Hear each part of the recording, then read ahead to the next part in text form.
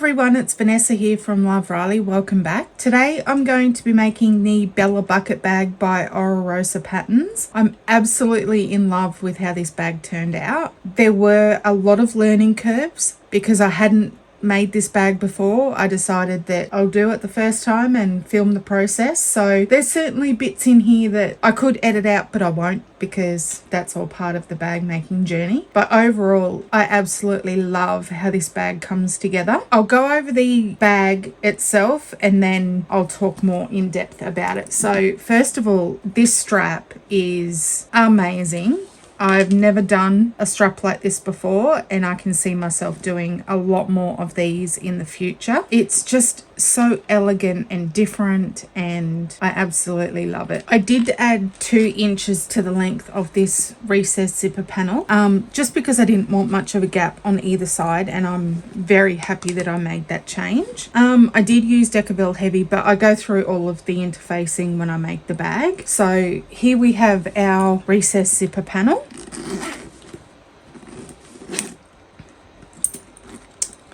And on the inside of the bag I've used waterproof canvas, and it's a very roomy bag. So it's got a divided zipper pocket here which has a lot of room.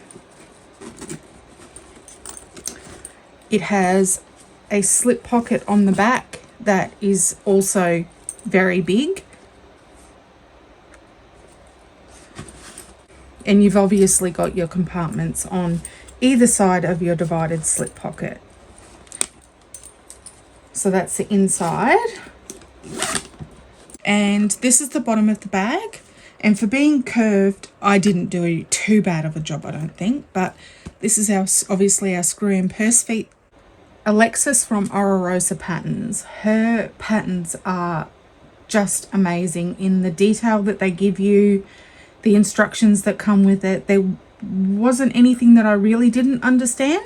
The only thing that I would say that I will do differently with the bag is I would try to find a way to change the side connectors. So whether it be having them in the top seam rather than having them riveted on, or in my case Chicago screws, because that gave me a lot of trouble. But that was all to do with the way that I attach them and the materials that I chose. No way at all in regards to the bag. If you do decide to use rivets for these side connectors, what I would suggest would be to use extra long posts, because you are going through quite a few different layers all at once. So I had trouble even with the Chicago screws, and they were the large size, I believe. Maybe they were medium. I think they were medium. I think they're the only size that I had. But I did try rivets. Rivets and I are not friends. We're not going to be friends. And this is a drop-in lining. This is only the second ever drop-in lining that I've done, and I am more than happy with the way that the top stitching is on this bag, which gives me anxiety anytime that I need to do it. But I absolutely love it. So I will be making more of these. I will probably have a play around with the connectors and work out exactly how else I could add these to the bag. There is a crossbody strap with this bag, and yeah, just the details by the strap ends that you use on these, and it's just a beautiful bag. So I will insert some pictures at the end of how I photographed this from my website. And yeah, so thank you so much for watching, and we'll get on with the video. Okay, we'll go over the pattern pieces. I have 2 main panel A's. I've interfaced these with Decaville Light as per the pattern out of the seam allowances. So I've got 2 of those. This panel I had custom printed for my Alice in Wonderland range quite some time ago, and I've only just now found the bag that I want to use it on. So I've got 2 of those. For all of my contrasting vinyl, I'm using a faux suede. I got this from A Passion for Vinyl. I've never sewn it before, so we'll see how that goes. What I have done is it is on a little bit on the thinner side, and I don't want it to stretch. So I actually have interfaced all of these as per the pattern with a woven interfacing if you have a thinner exterior vinyl. So I've got 2 connector pieces here, medium woven, Decaville light, and I've just marked the center with some, and then put some double-sided tape as per the pattern. So 2 of those. I have 2 bottom trim pieces here, and what I actually have done is with this I have used a woven interfacing again on all pieces, but I have interfaced this part here with Decaville Heavy. That's not written in the pattern, but that's what I'm choosing to use. So 2 of those. I have my slip pocket trim. I've not interfaced that piece at all. So 1 of those. Same as my divider trim, not interfaced with anything. 1 of those. I have my lining top trim, medium woven, and out of the seam allowances as per the pattern. So I've got 2 of those. My strap, I have interfaced that with medium woven out of the seam allowances and marked a line down the center for when it comes to put those together. So I've got 2 of those. My recessed zipper panel, I did actually choose to make this 2 inches longer than the pattern piece calls for, just because at the top of the bag I want the zipper panel to be a little bit longer than what it is currently. So I've added 2 inches onto this piece, and again woven interfacing, Decaville light out of the seam allowances as per the pattern. And this is my main strap. I've only used woven interfacing on that with my line down the center. Okay, this is my bottom piece. I've used a layer of Decaville Heavy on the base, and then I've put woven interfacing on top, and I've just marked my purse feet. So 1 of those.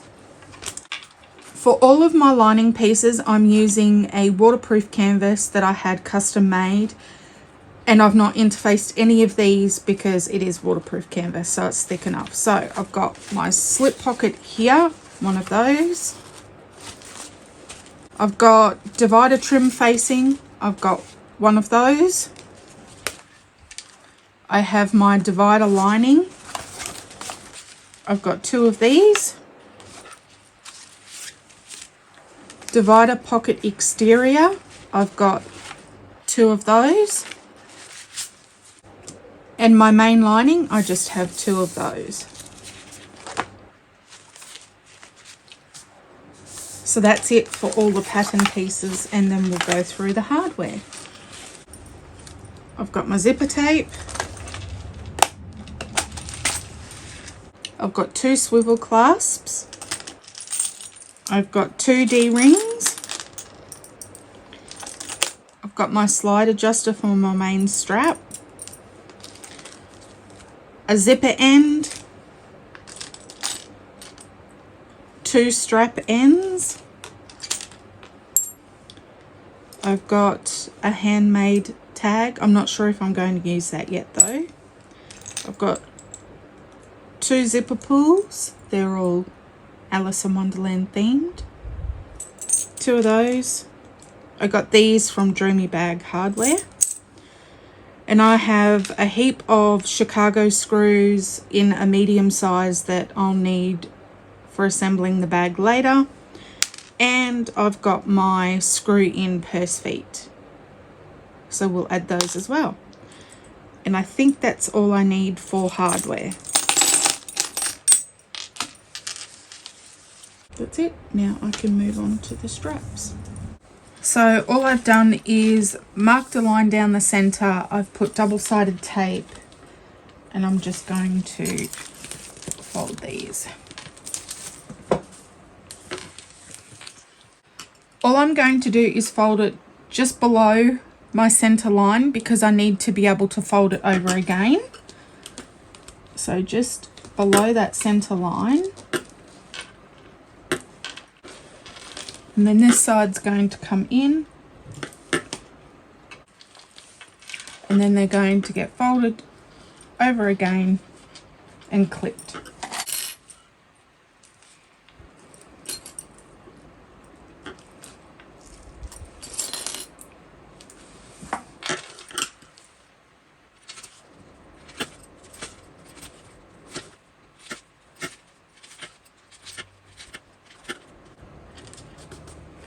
So as you can see, I've left a gap in the center so that when I fold it over, it's going to fold evenly.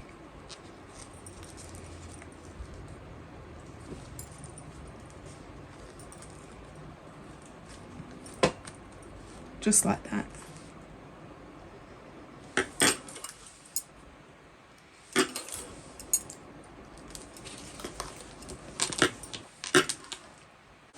You don't have to leave too much of a gap, just enough to be able to, when you fold it over, it's even. Now while I have a full bobbin, I'm going to get all my straps done. So this is my main crossbody strap, my line down the center, and I've just put double-sided tape on each side. I'm just going to do a little bit at a time because otherwise it'll just stick to the table. So I'm just going, as I did with the other straps, up to that center line, but not over it or on it directly. Just got to leave a little bit of a gap because this also gets folded over again. And I'm just going to clip it as I go because this double-sided tape, this double-sided tape won't want to hold, and it's going to be rude and pop back up. So fold those so they're even, and I'm just going to clip. This is quite thick. I may not have needed to interface it, but we shall see.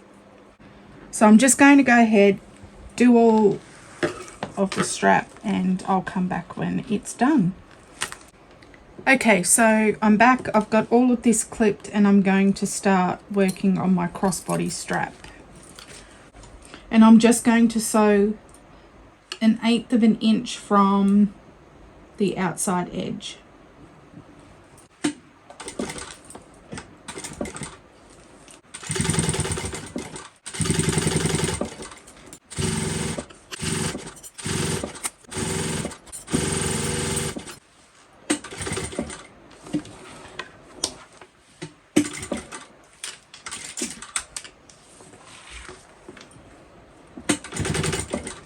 And then I'm just going to come all the way back down the other edge.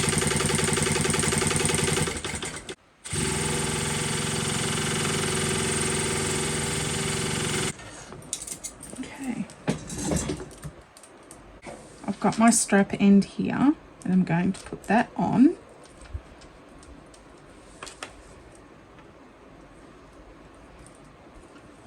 Make sure that's on. Yeah, okay.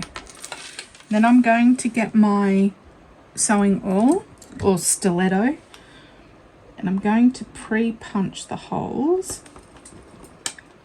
It's just going to make it easier when it comes time to put the screws in, I've found anyway. Okay, get my screws.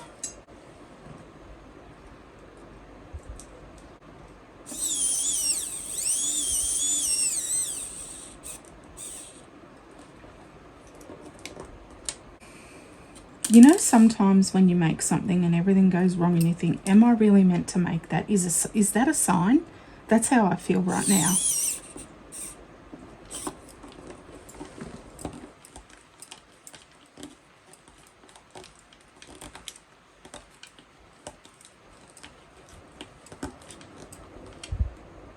Okay, so that's on, not going anywhere.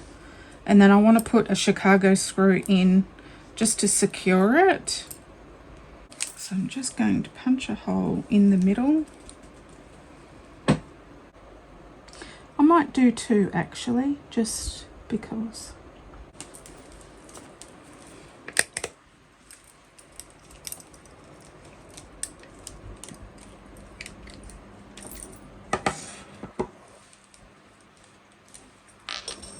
Do I want to do 2 or 1?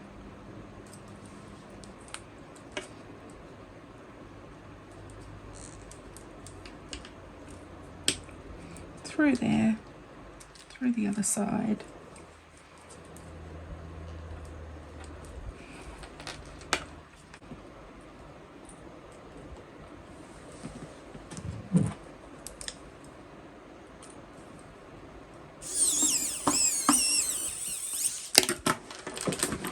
as I've explained in previous videos, if you get yourself some non-slip mat and you hold it at the front while you're putting the back in, it's just going to be easier for you to tighten it because they're not fighting against each other. Okay, that's in, and I am just going to use one. Okay, so that's that. Next, what you want to do is get your swivel hook. You want to come up to the other end and feed that on all the way down, and then your raw end goes up and then back over your connector, and then you want to get your other snap hook and slide that up and get your strap end.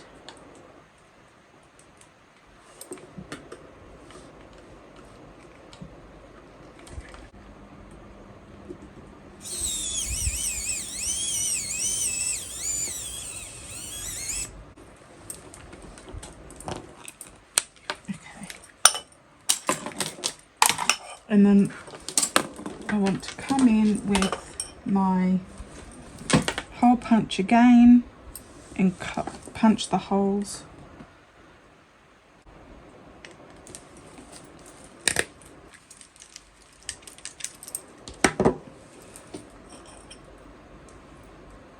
Through there.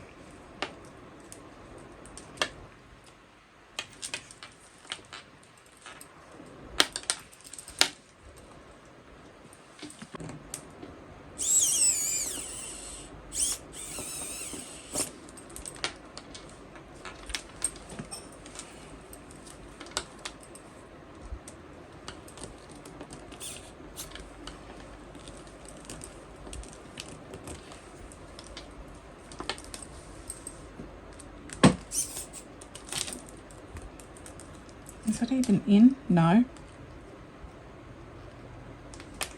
There we go. I felt that click.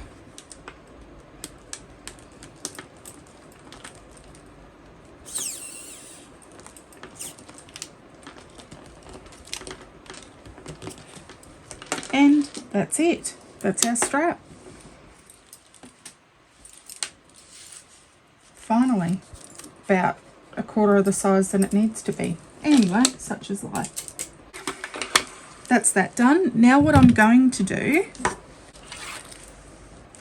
is move on from that disaster. It is very nice looking though, and a bit fancy with those strap ends on it.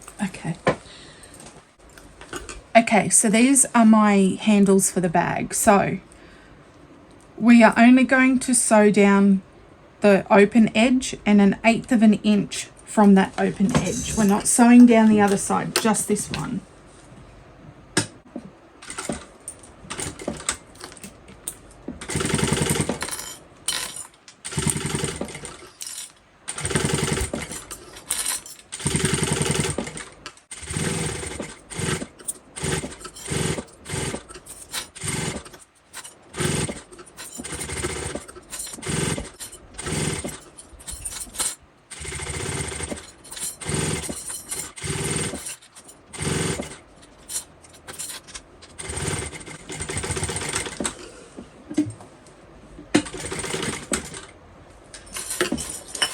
Okay, so that's one done. Now we want to do the second one. And again, we're only sewing down that open edge. I've never done straps like these before.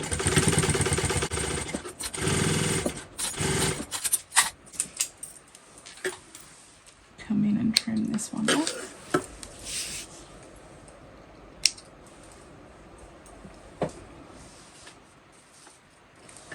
That's what that looks like with just that open edge sewn.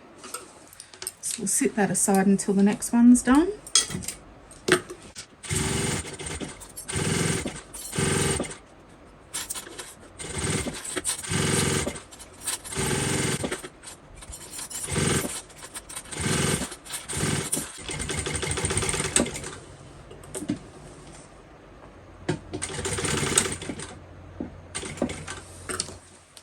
And I do just want to sew these.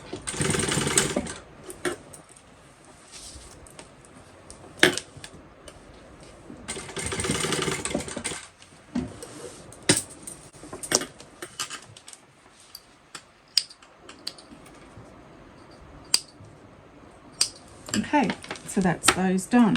Now, because I wasn't intending to use strap ends on my crossbody strap, I'm going to have to go and get more strap ends for these handles and more Chicago screws.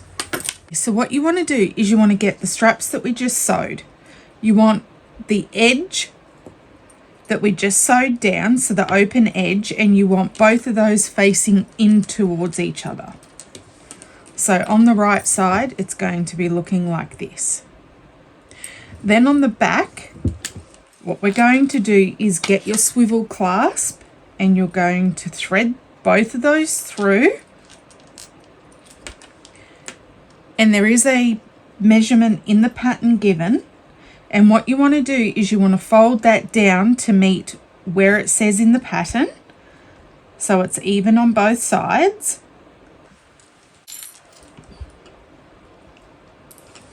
And you want to clip that.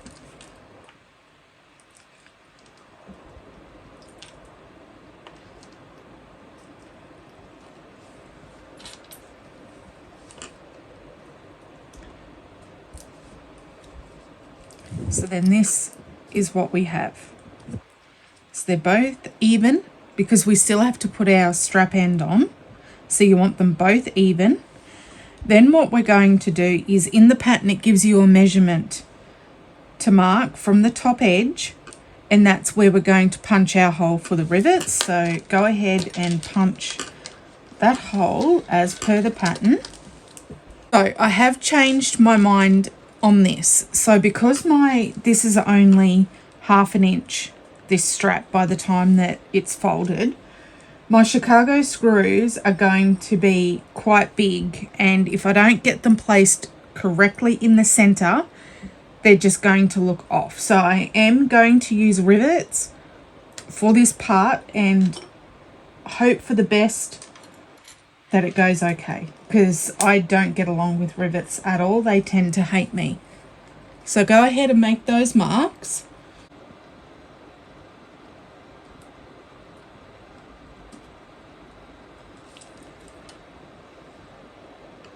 Now you just do want to come in and check. Just take one of your clips or your clips off, but hold it still, and you just want to make sure that when you do put your strap end on, it's not going to get in the way of, or your rivets aren't going to stop it from going on. So I'm going to do that on both ends, because then I can just punch all the holes at once. I'm going to come to the other end. Make sure that your straps aren't twisted and they're even.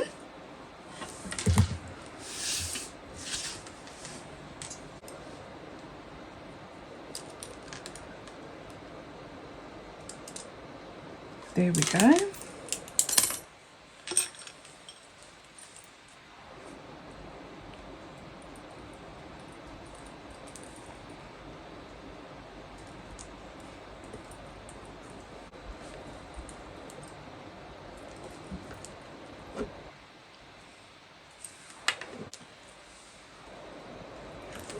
Okay, so they're both done. And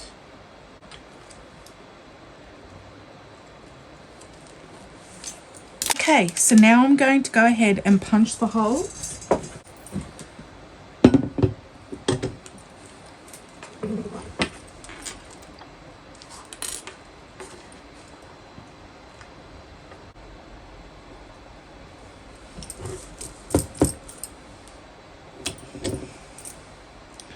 Okay, that's one. I'm just going to put the clip back on.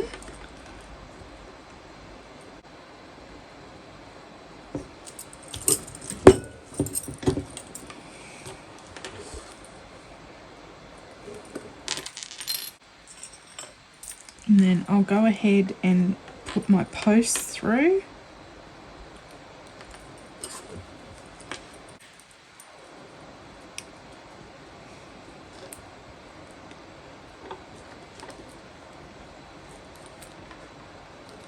Is that on properly?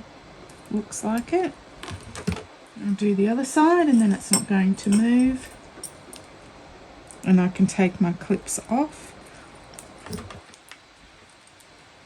The problem that I seem to have with rivets is that when I go to punch them, sometimes they just squash halfway through the rivet, but I think I may have worked out what it was. And I think I may have been using the wrong size hole on this part. I think the one that I was using was too big and that's why they would squish. But I guess we shall see when we do this one. If it doesn't work, I might just cry.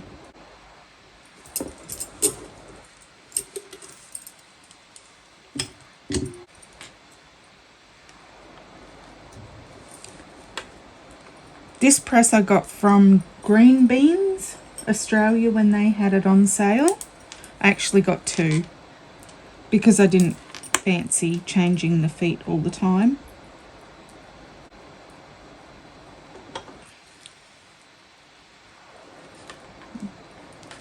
Okay, now this one.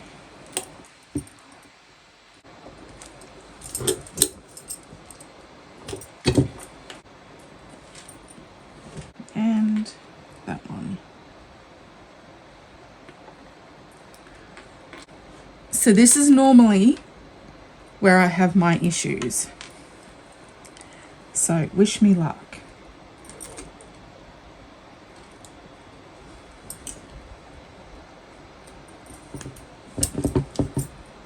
Oh, looks okay.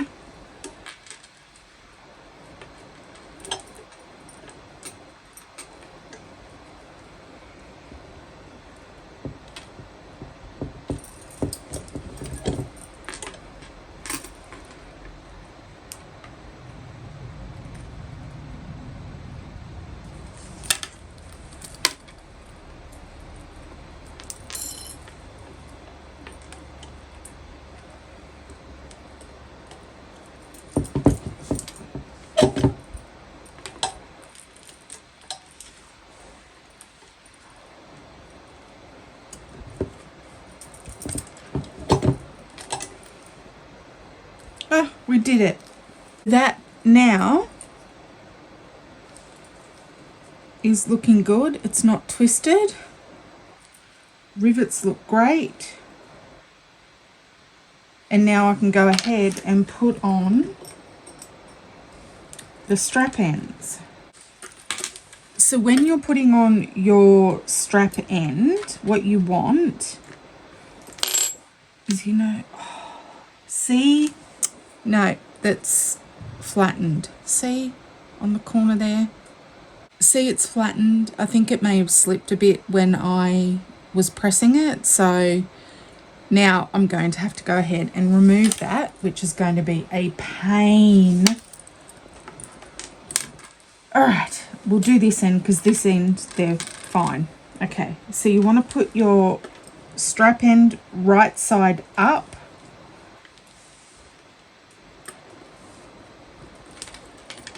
And put the screws in the back.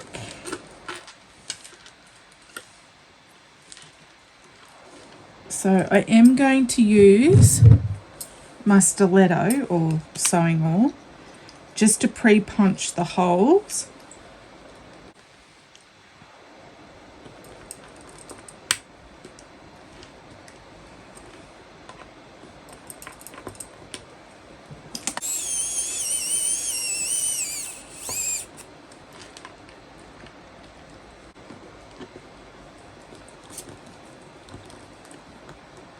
Okay, so that side at least is complete. So what I'm going to do is, when I bought, hang on, let me grab it. So back when I used to do baby clothes and I ordered this cam press, I was told that this would help remove rivets. So I don't know how, But let's open it and see what we can do. I mean, worst comes to worst, I can just remake the strap.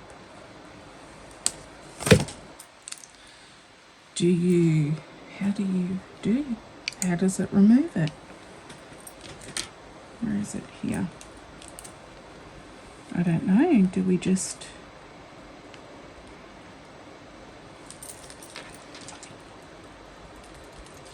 That just seems to be pressing it in more, not removing it.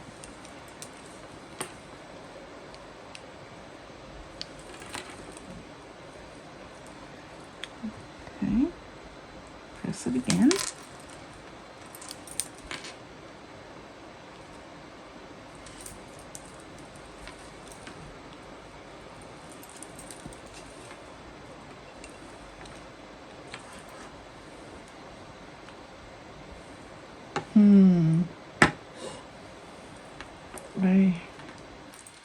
Okay, I'll try and press this side, see what happens.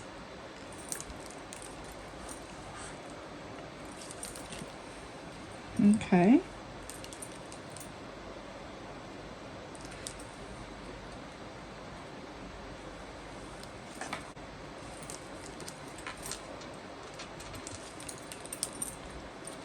We'll see, get a pair of pliers and see if I can maybe lift this off. So I'm just going to see if this will pop off at all.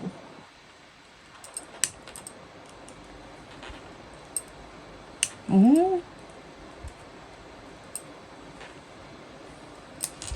Okay, so we've got the cap off.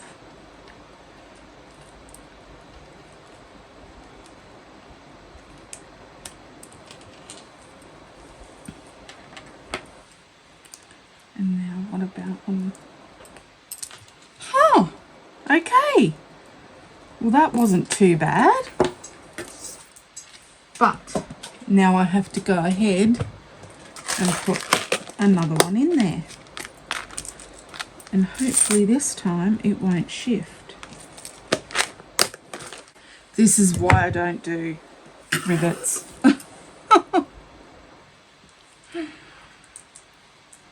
Okay, put that back through there. Nope.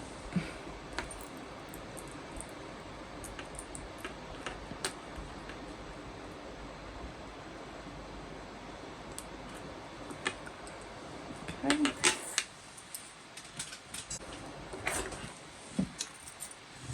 Fingers crossed. Okay. It's in the bottom. I can feel that it's in the bottom. Now, that felt better. Ah, there we go, look. Perfect. Finally. Okay, so all that's left is to put this strap end on. So again, face up. This is the back.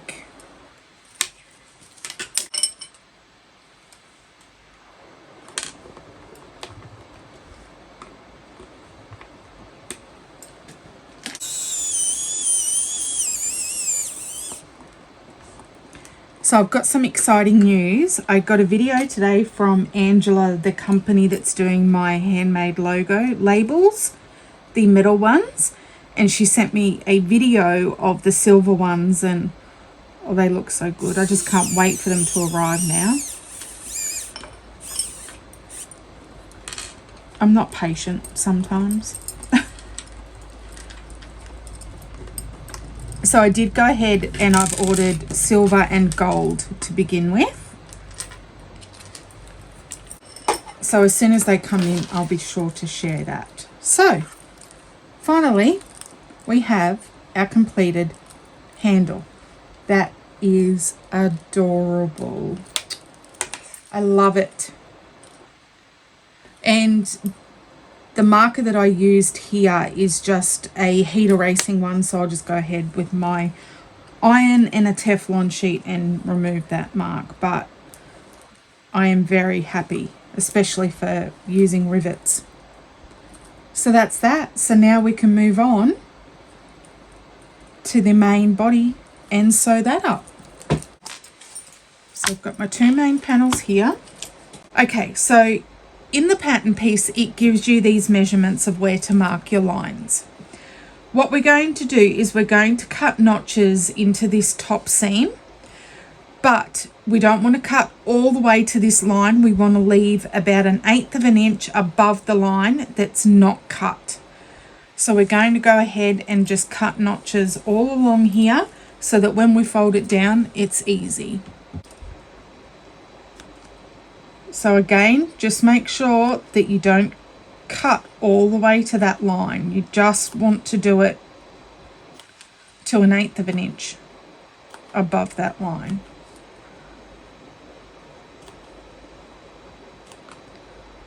And you're going to repeat this on both sides.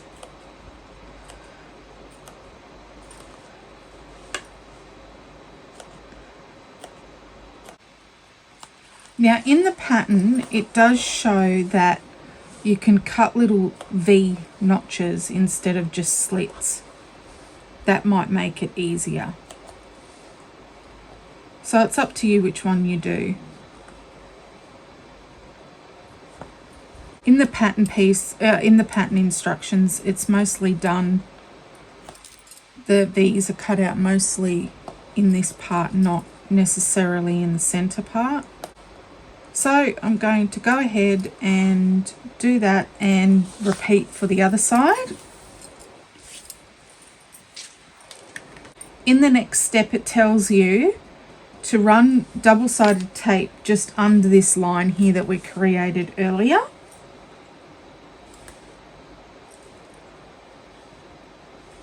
So I'm just using 1/4 inch double-sided tape for that.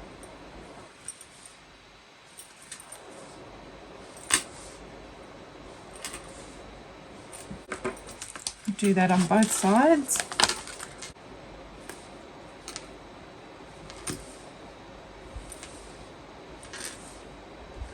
This is a drop-in lining, this bag, and this will only have been the second drop-in lining on a bag that I've ever done. So I'm interested to see how it goes. Okay, so we've done that. Next we're going to grab our bottom trim pieces and we're going to place those right sides together with our main panel pieces. And we're going to match up the centers that I've marked a notch in earlier. Clip those together and we're going to sew those at the seam allowance given in the pattern. Okay, I'll do both at once and then I can chain stitch them. Okay, so I'm just going to go ahead and stitch that. I am going to do 2 rows of stitching.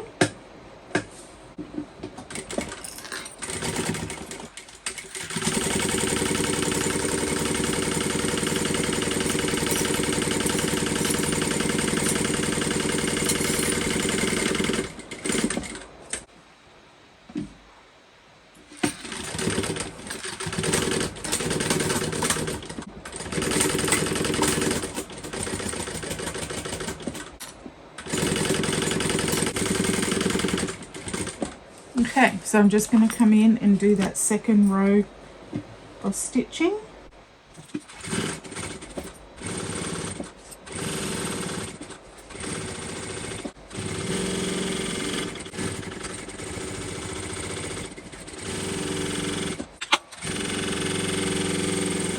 So they're both done.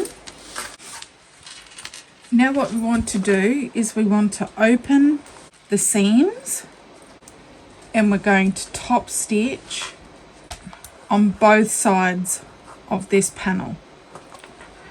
So what I'm going to do is I might just get some masking tape to help me hold this down, because I don't know if double-sided tape will hold.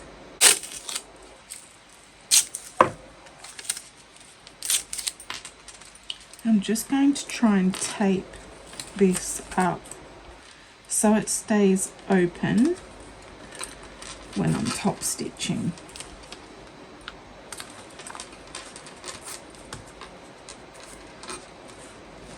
That looks like it'll work. And I'm just going to do it on the pink side first.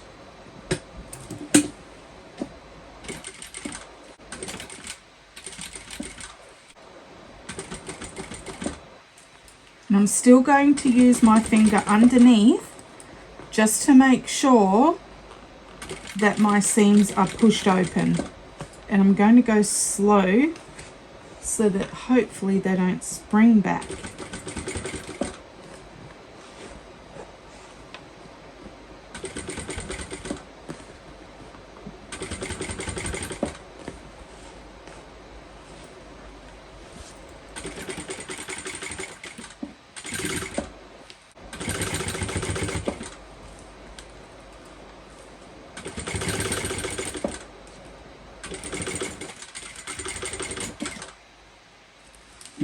I'm just going to do one stitch up and then come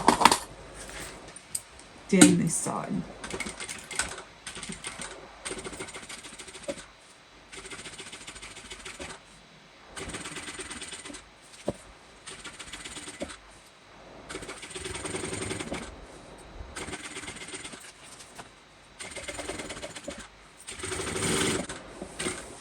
Okay, that's done. So that's what our top stitching looks like. And I can go ahead and take off the tape.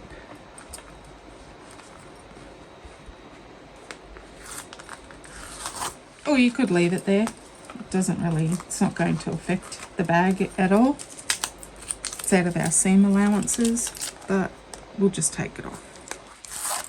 And then we're going to go ahead and repeat those same steps for our other panel.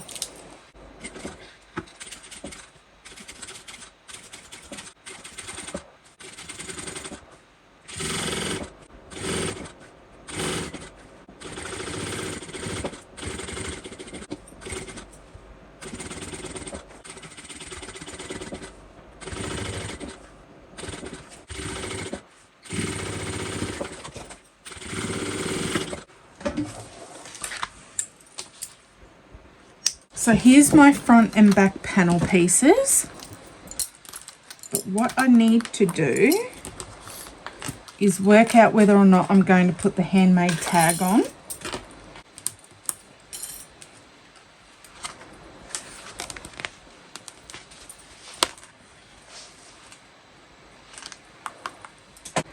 So I've just got to work out whether or not to put this on, because I don't want to put it up the top because that gets folded over. And I'm not sure how much room I'm going to have left. So I guess I could put it here. I might put it here in the center at the top. That's what I'm going to do. So I'm going to go ahead and find my center.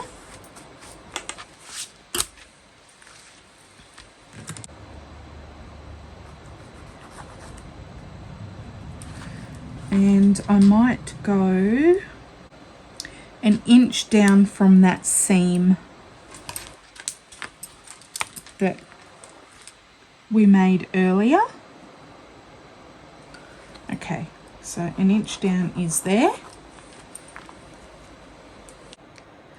So what I've done is I've placed it an inch down in the center, and I've just marked my washer holes so that I can cut that.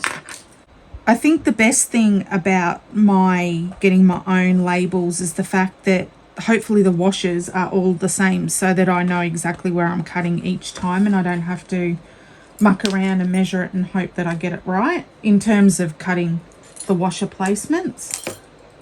Okay, so that's that. Put that in.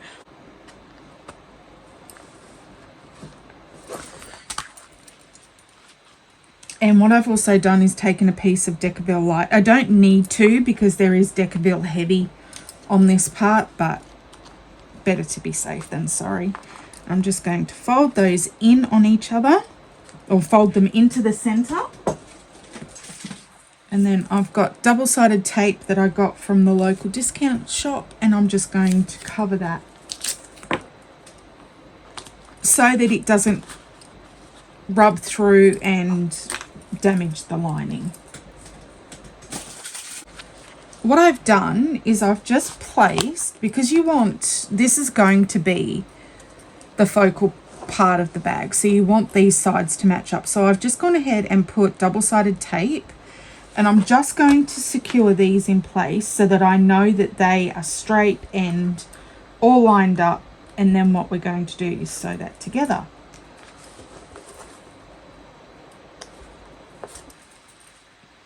So I'm going to just go ahead and do this side first.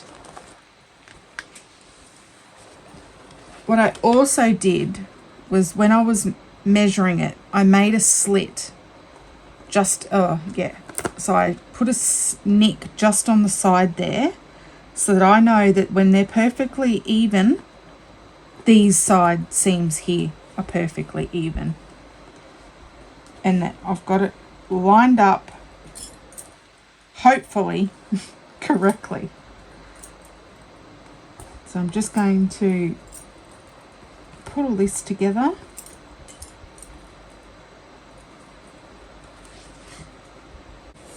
It doesn't look like we need to top stitch this once it's sewn down, so I can go ahead and do both sides at once.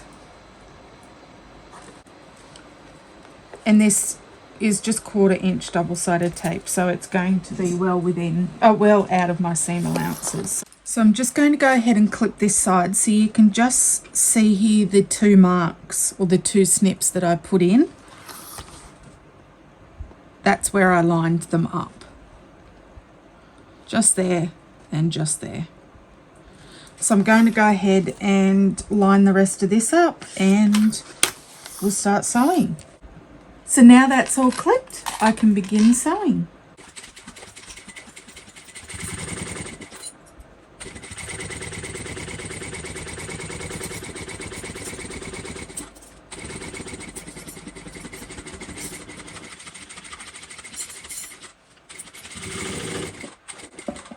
And I will come back in and do a second row of stitching just beside the first one.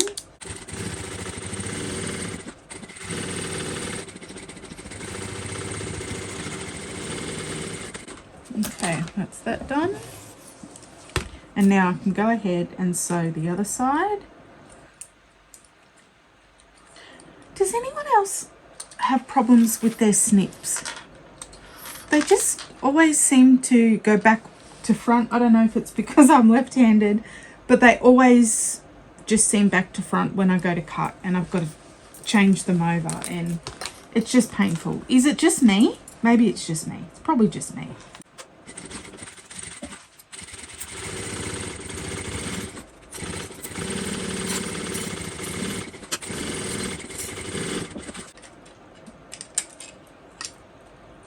Don't tell me that's a magnet up the top. Is that a magnet up the top? If it is, and it's been there that whole time and I haven't known, I guess I'll find out if my snips fall down.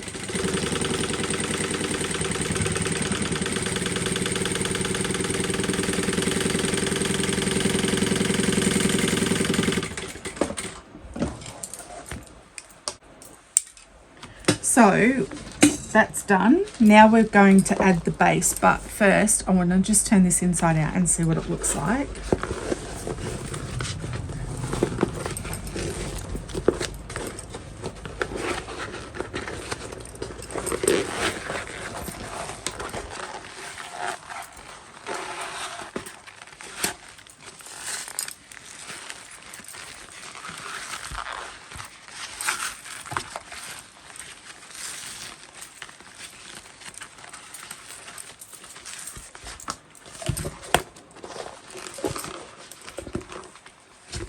Look at that. That is so cute. That is going to look so good. Now I've got to turn it back the other way. And I got those seams matched up. Fantastic. I love it when a plan comes together. Okay, back out the other way.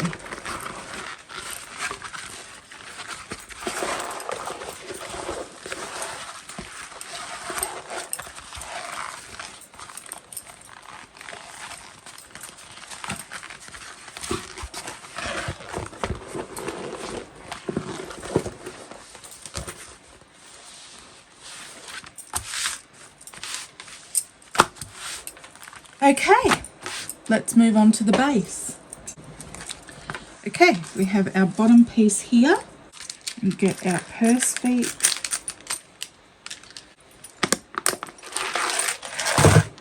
My hole punch again. So I've got my base here. I have my placement for my purse feet already marked out according to the pattern. So I'm just going to go ahead and punch the holes for these.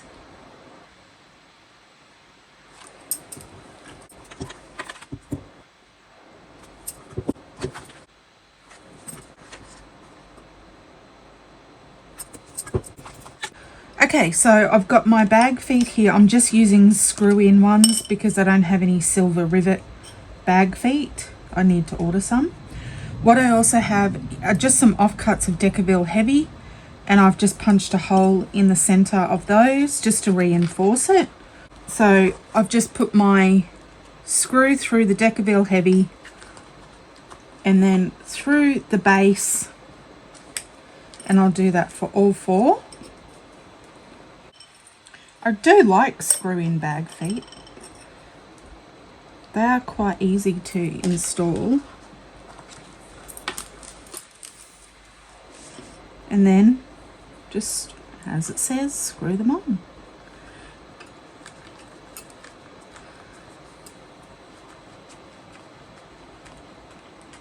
What I'll do is I'll come back in from the bottom and just tighten them that way. So you can obviously see that there is a gap there between the purse foot, or the bag feet. You can see that gap. We don't obviously want that gap. So I do have my non-slip mat.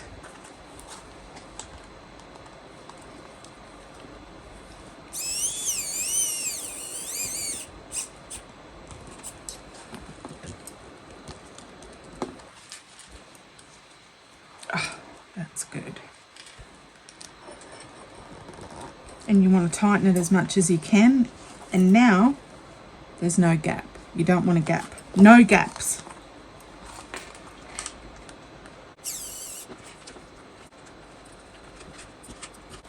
Perfect. And then you can just pull on them, make sure that they're not loose. Just check that you've got no gaps. Okay, then what I'm going to do is get my double-sided tape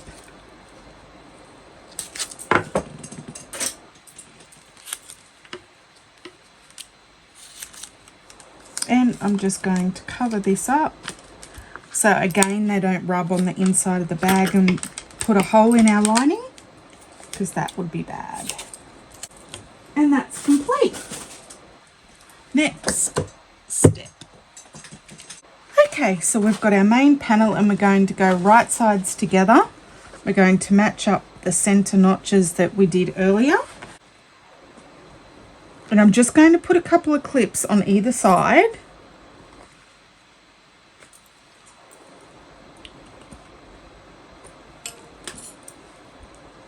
And then I'm going to do the other side. The same, put a couple, matching up those centers.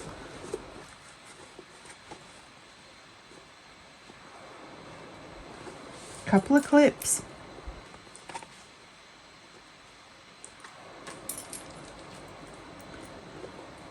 It does tell you in the pattern on this part to use staples, so I am going to, but what I'm going to do first is where I've placed my clips, I'm just going to come in and just do a basting stitch just along there so that at least that bit holds, and I know that that's not going to move. You don't need to do much. This bit here.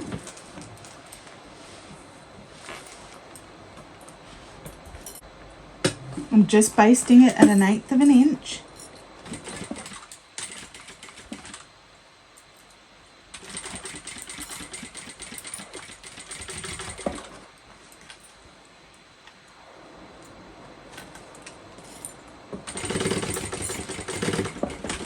That's enough for that side. And then I'm going to do the same on this side.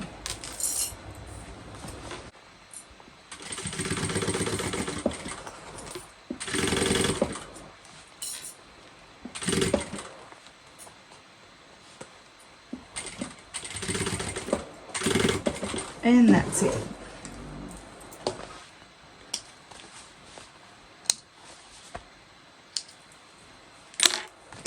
So as you can see, I've just done a row on either side, and that's holding it into place. So then you just want to come and you want to open up these centers,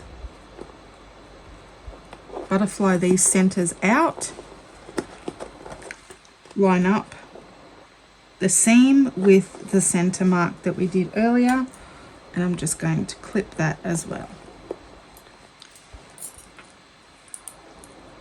Once I'm going to go ahead and I'm going to clip it all the way around, and I'm going to ease it in, and then what I'm going to do is, once I'm happy that it's all where it needs to be and it's all fitting perfectly, then I'll come in with the staples and staple it.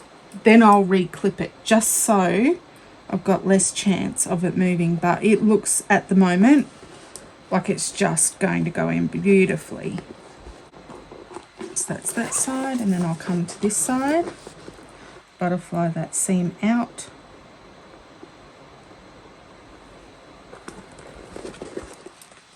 and match up the centers.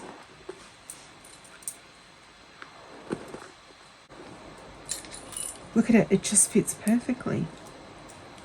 Ugh. Love it. And in my opinion, you can never use too many clips on a base or on a bag ever. The more clips, the better, I say. Okay, I'll bring you back when this is done because it's probably going to take me a while. Okay, so I've got all that clipped. Now what I'm going to go ahead and do is just put some staples. Now you want to make sure, pay attention to your seam allowance because it does change in this part, and you want to make sure that when you put your staples in your base that you are putting them within that seam allowance. So just be very careful of this part.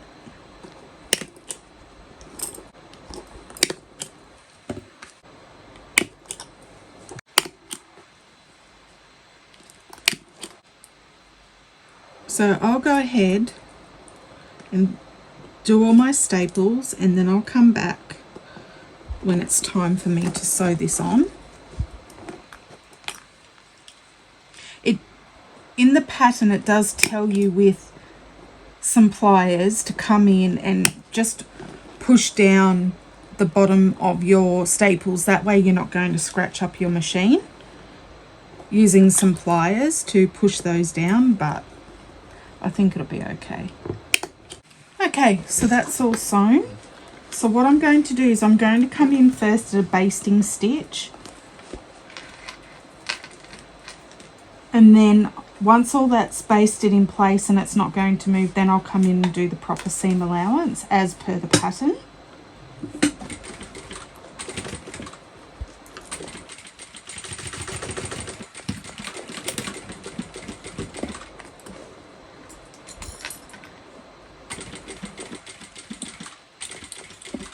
And I'm just turning the bag as I go.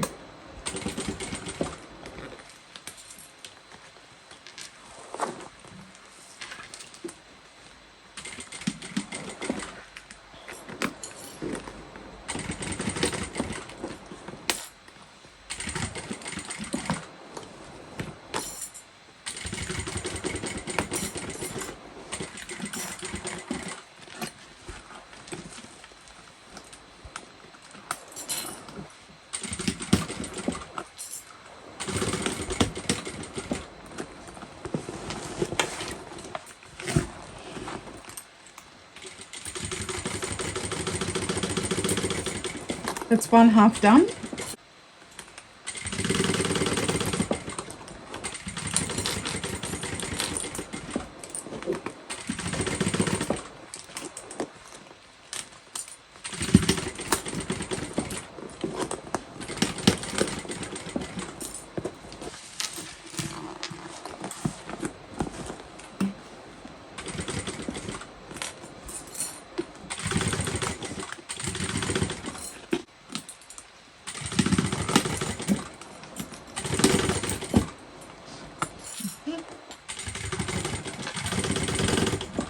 Okay, that's my basting stitch done.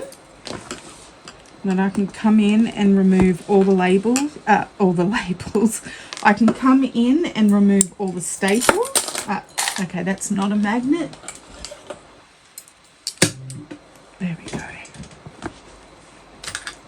And I just use one of these staple removers that I got from the discount shop. And I'm just going to come in and remove all those staples. You want to make sure you get them all.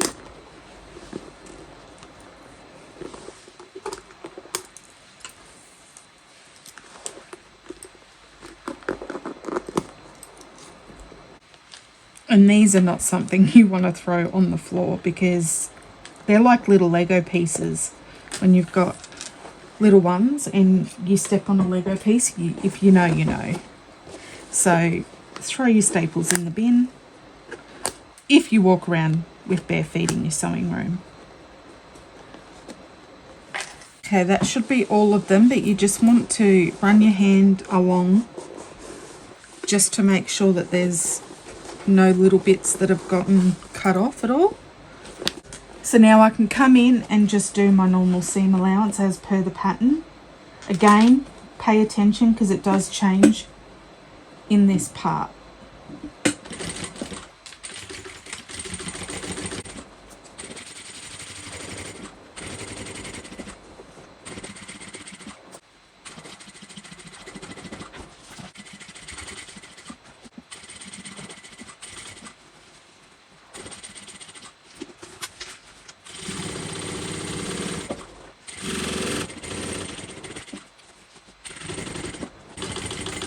And back to the beginning. It does also tell you to trim off the seam allowance. See? They've done it again. It's not, I didn't do anything.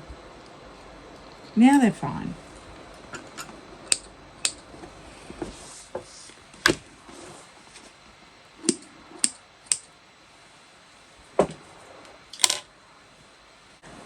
And because it is a curve, I am going to trim the seam down with my pinking shears. But it's not a very big seam allowance, so just be careful.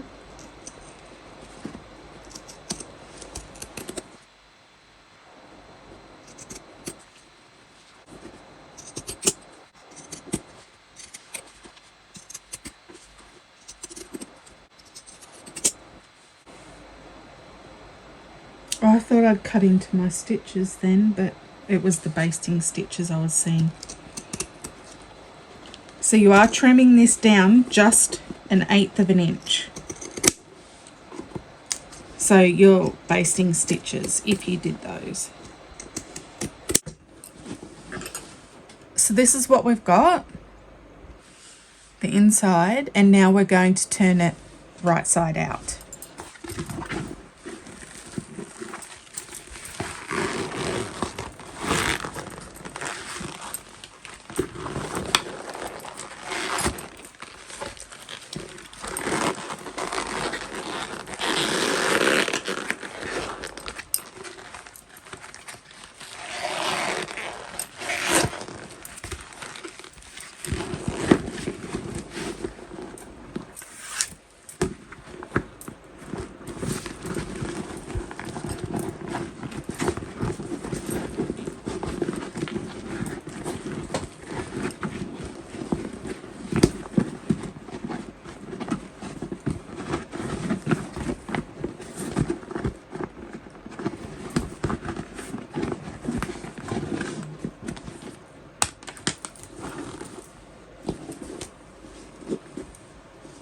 And you can come in and you can look and make sure It all is looking good.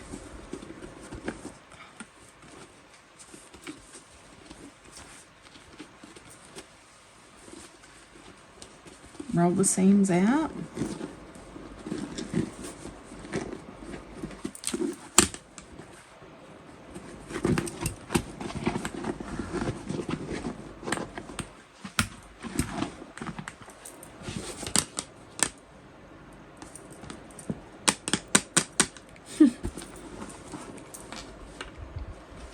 Look at how good that looks.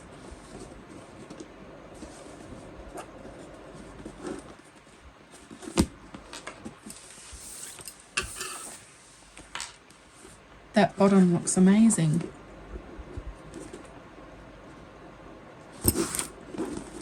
So, our next step is to remove all of the double-sided tape that we put on earlier. Okay, so you want to start with your side seams here.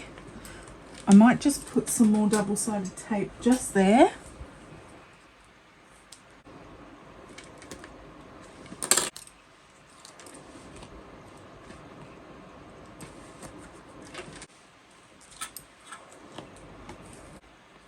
Okay, you're going to need a lot of clips. Okay, so what we want to do is we want to take our side seams and we want to fold this down, and we want the clipped notched edges that we did before to line up the top of these clips to line up with the top of our stabilizer, and clip that into place. And you're going to go ahead and do a couple of clips. So skip a few and then line up the next lot, remembering to line it up with the top of the stabilizer. Clip those into place.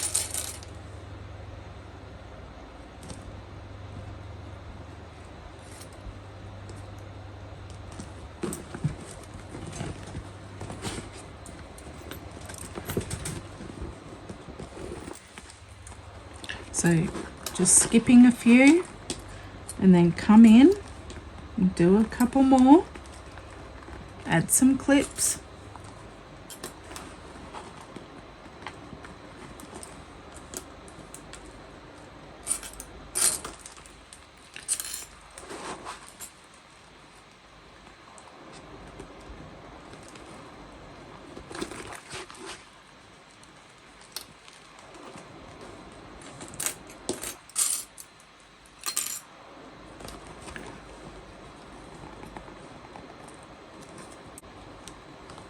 Come in, do a couple more, and then work your way around.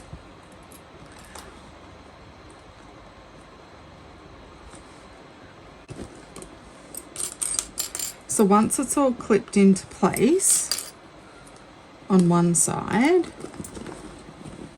so that's what it's going to look like with the clip down edge.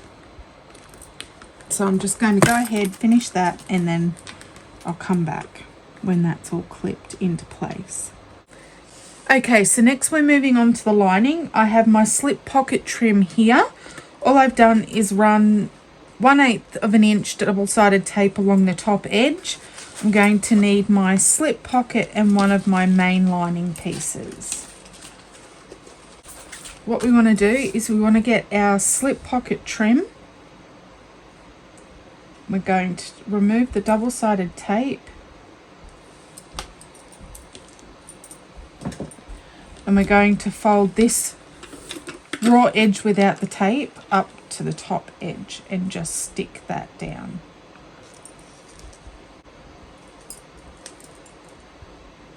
While trying not to stick it to yourself.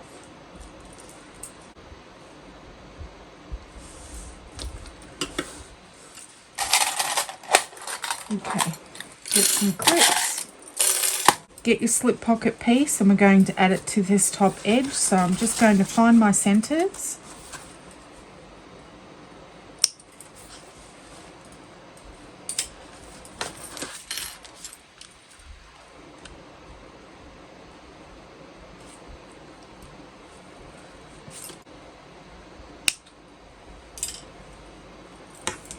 And I'm just going to match those up. And you can clip that in place. So in the pattern it tells you how much gap should be on either side. Okay, and then we're going to find the center of the bottom as well.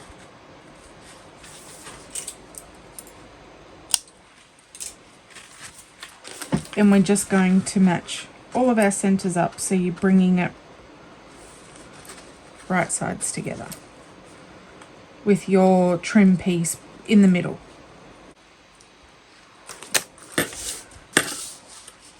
Then what we're going to do is we're going to sew up the side, across the top, and just a little bit down this side, because we need to leave a gap to be able to put our hand in to turn it.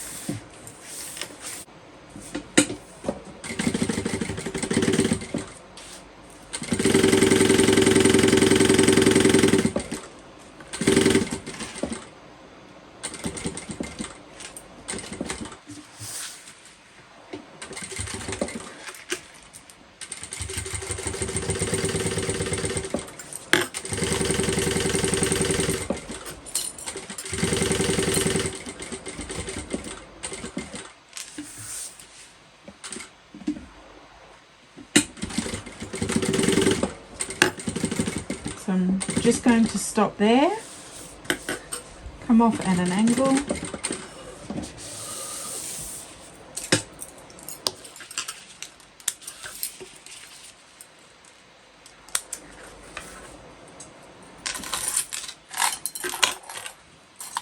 and I'm just going to sew a tiny bit at the bottom as well, just an inch or so. And then that should be a big enough gap to turn it. Then what we're going to do is go ahead and just trim the seam allowances, but we're not going to trim this side where the turn hole is.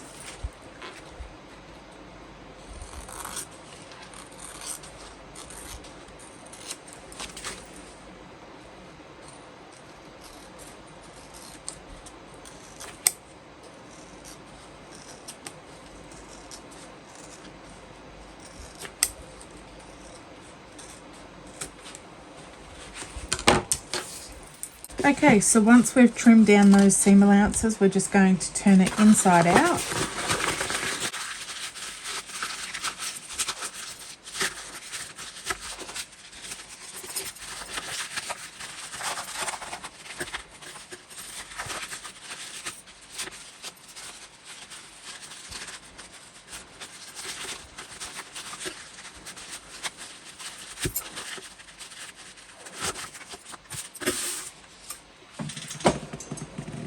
You want to go ahead and make sure that all of your seams are as poked out as possible.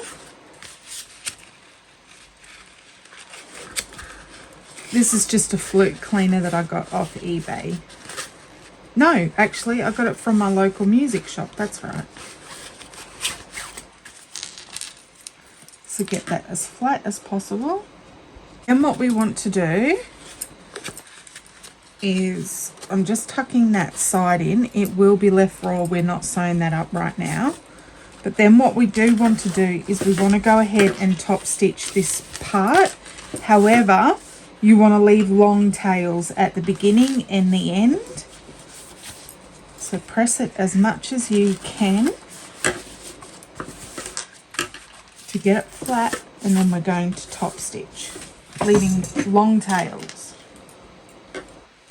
Don't back stitch.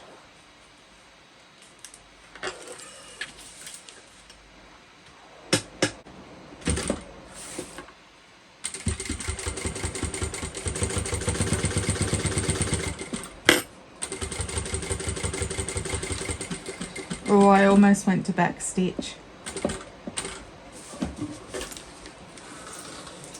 Long tails, well, maybe not that long, but then we want to turn it over and pull them to the back and tie them off. So I just pulled up on this back thread here to get a loop. Pull that through so that then both tails are at the back, and I'm just going to tie that off. In the pattern it does say that once you've tied these to the back and you've trimmed them, you can go ahead and use glue to secure them in place, but I'll just use the lighter and it'll do the same thing for me. So again, just pulling on this back, it'll bring the loop just up like that.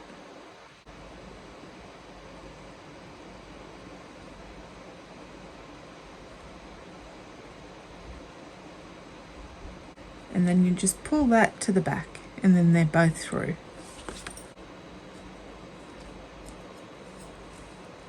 And just tie these off. I just do 3 knots.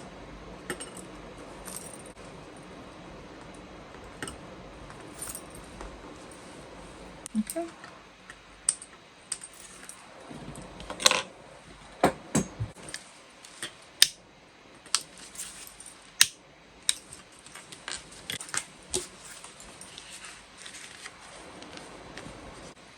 I'm just going to put some clips on here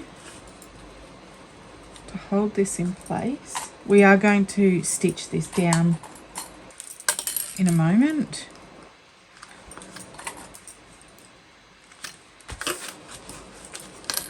I just need to make sure that's poked right out.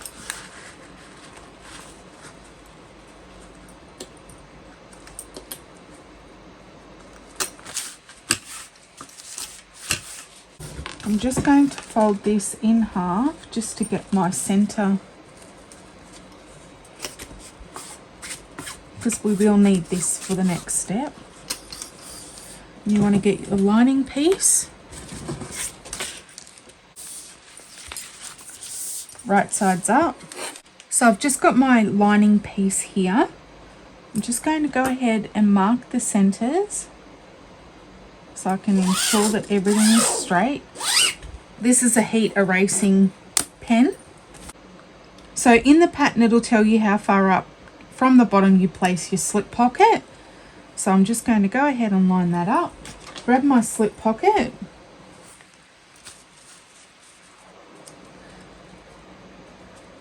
Make sure that that's as centered as possible.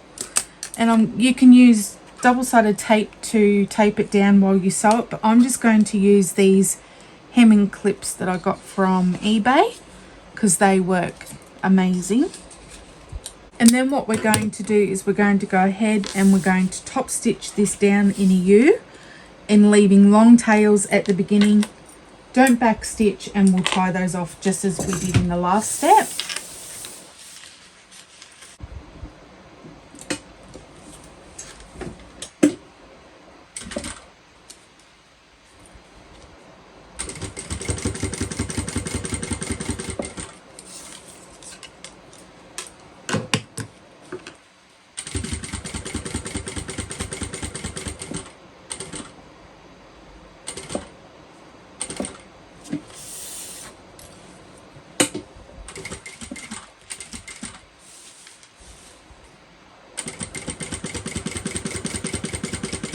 If you wanted, instead of one whole big pocket, if you wanted, you could come up the center and make this 2 smaller pockets.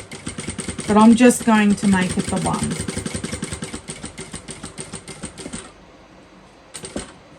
And then in this bit, this is where we sew up that raw edge that we left to turn it.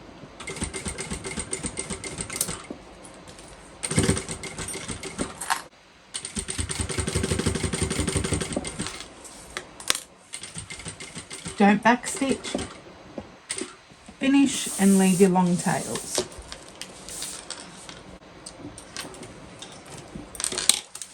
And then I can come to the back and pull my threads through and tie them off. So again, you just want to pull up on this back thread, get your loop and pull it through.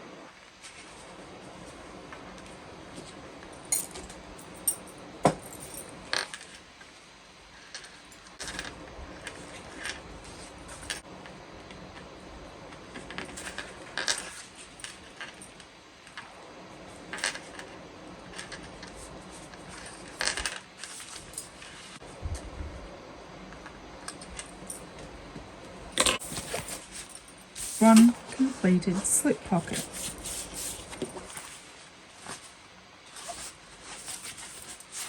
And I will go ahead later and just give this an iron, and it'll get rid of the lining.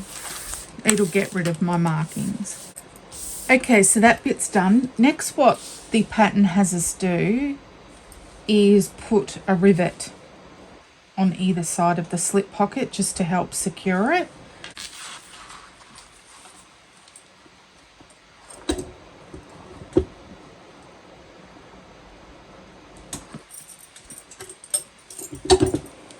There's one.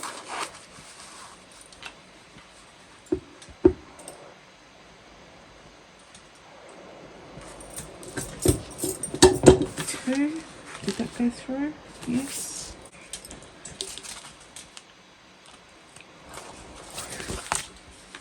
What I will also do, I've just got 4 pieces of Decabelle Light here. I'm going to punch a hole in those. And I'm just going to use those to back the rivets. So pop that on. Pop those on, put the cap on. Do the same on the other side.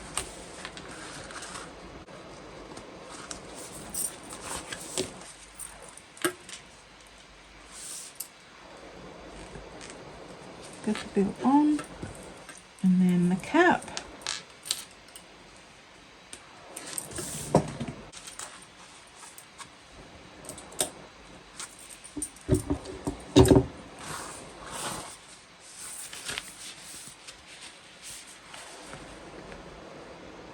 Like that.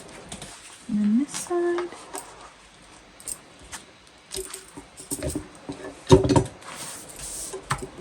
So that's our completed pocket.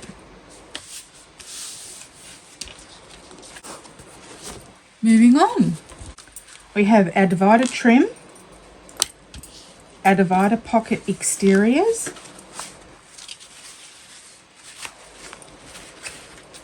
our divider lining, divider trim facing, and our last main lining piece. Okay, so in the pattern it tells you on the wrong side where to draw this box. Okay, so what you're going to do is you're going to do it as per the measurements, or if you've got a template like this for a facing template, you can go ahead and use that. I just got this from Online Bag Supplies, and I believe they got them in from Lauren Moreno. So you're actually going to make the same marks on the front, so the wrong and the right side of your facing. Okay, so you're going to go ahead and line that up, and you're going to mark the box out on the front as well. So you can do it with a template, or you can do it with the measurements given in the pattern. Next, you want to get a piece of double-sided tape, and you want to put the double-sided tape within this box that you've just made on the right side.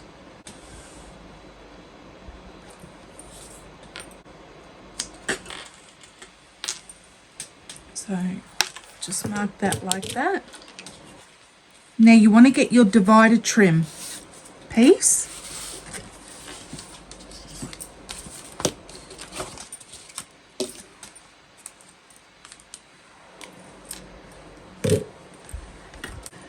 So you want to get your divider trim piece, and you want it right side up. There's a measurement given in the pattern of where it tells you to put your ruler. So go ahead and place that as per the pattern. Then what you want to do is the double-sided tape that we put down earlier, remove that. So this is our divider trim, our facing. Okay, so now what we're going to do is we're going to place this right side down in the center along that ruler.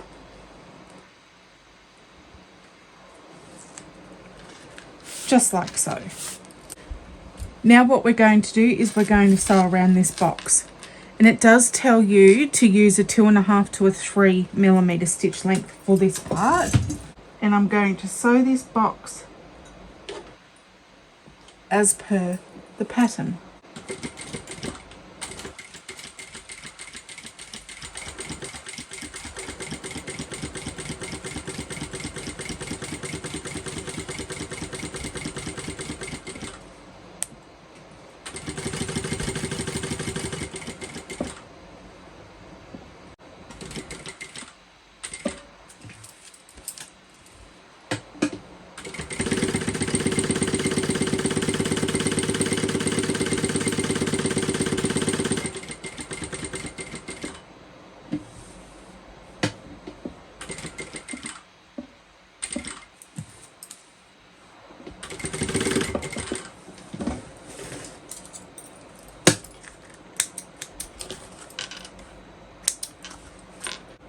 Okay, so once we've done that, what we're going to do is we're going to cut down the center. But first what I'm going to do is I'm just going to come in and mark a 1/2 inch line just from the edge of where I sewed. So do that, I'm doing that on both sides.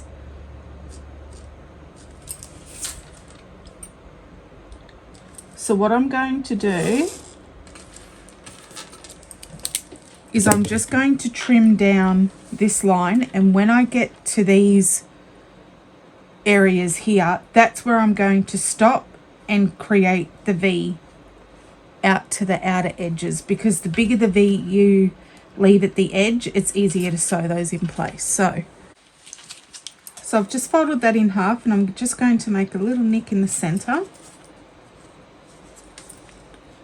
And I probably should get some better scissors for this.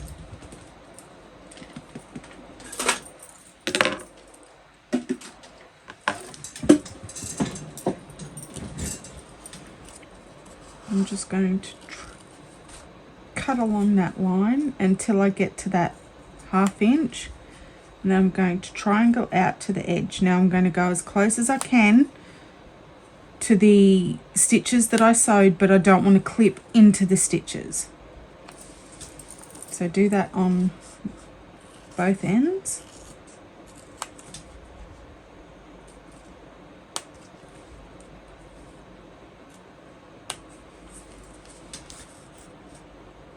So I've gone up 2, but I haven't clipped those stitches.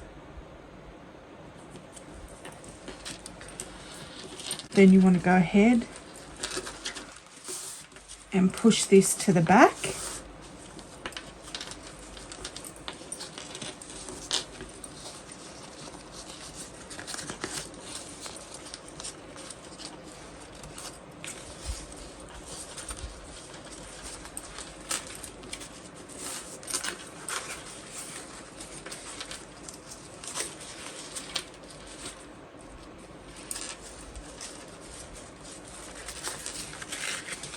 Now, depending on the materials that you use, you could press it once you've gotten it all to the back.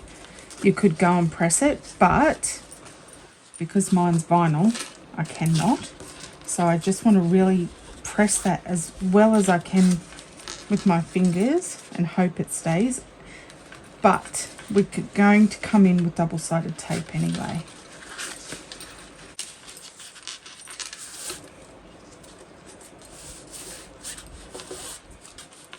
Okay, so that's what it should look like. So what we're going to do is under here on all the sides, I'm going to put some double-sided tape, an 1/8 inch, and that hopefully will hold this down. So I'm just placing it just under the sew line.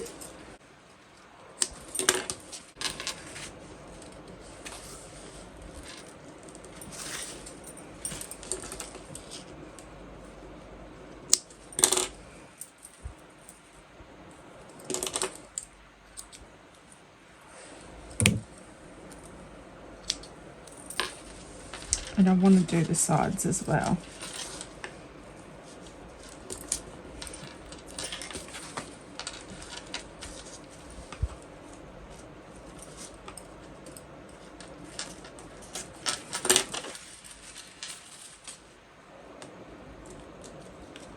So I'll just remove that.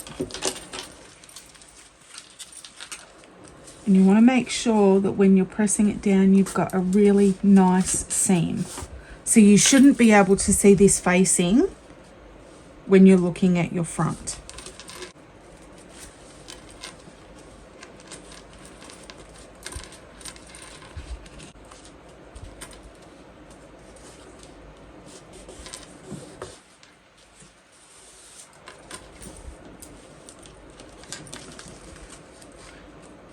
And the best thing about double-sided tape is, if you haven't got it the first time, go back in and redo it. So that's what we have now. I've never done one like this before, so it'll be interesting to see how it turns out. So you want to go ahead and get your zipper tape. Now the measurement for this is in the pattern. I'm just cutting mine a little bit longer so that I can leave my zipper pull out of the way while I'm doing my sewing.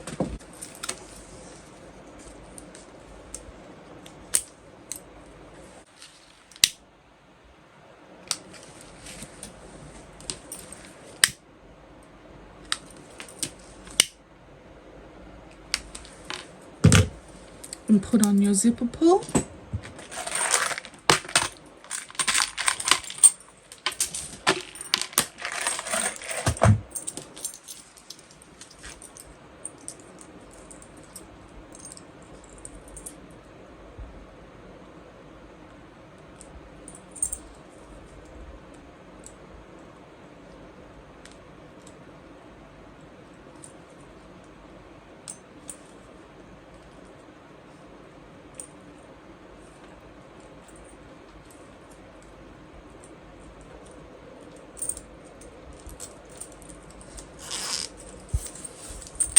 And I'm just going to move mine right over to the end and pop a clip on there so it doesn't come off, and then that's out of my way.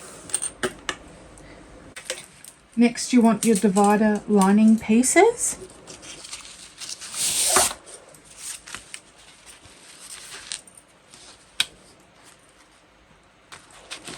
Which are your two square ones.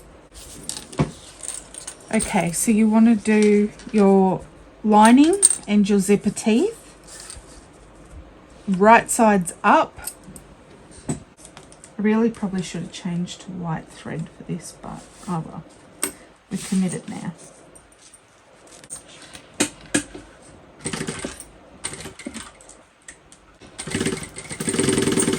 So I'm just basting this on.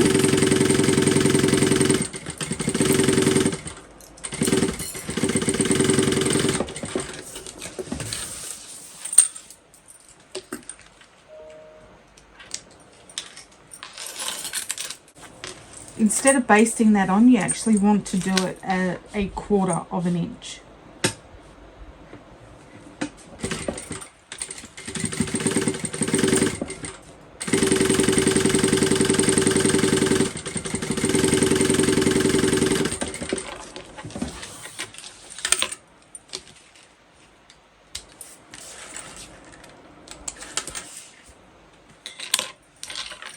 Then what you want to do is you want to turn it over. And what I like to do is just top stitch this edge down.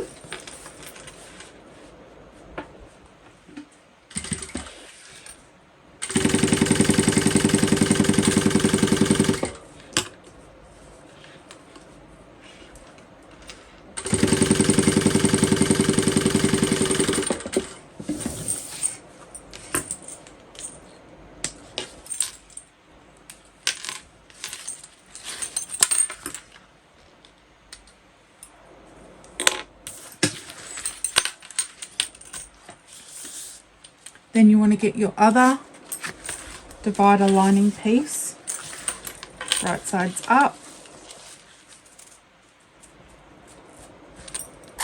and we're going to sew that down as well at that 1/4 inch.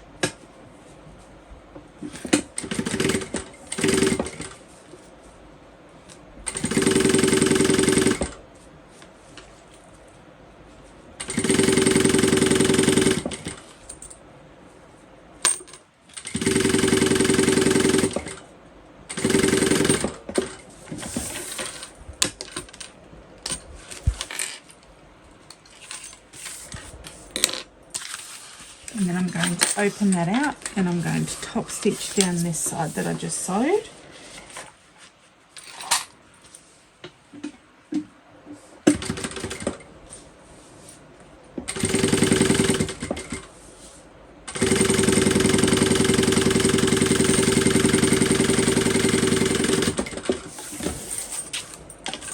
So what you're going to have when you're finished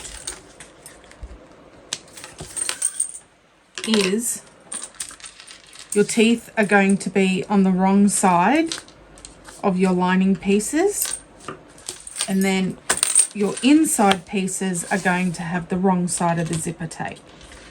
That's what we're going to do with that.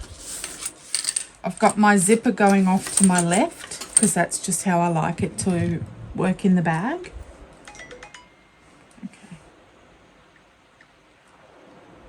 And that's my child ready for me to pick him up. So I will have to come back tomorrow and hopefully get the lining finished. So this is where I left off yesterday. So we've got our zipper teeth facing right side up but on the wrong side of the lining. And then on the inside we've got our zipper teeth facing down. So no zipper teeth showing in the right side of our lining. Next, we're going to go ahead and put an 1/8 of an inch double-sided tape just along here.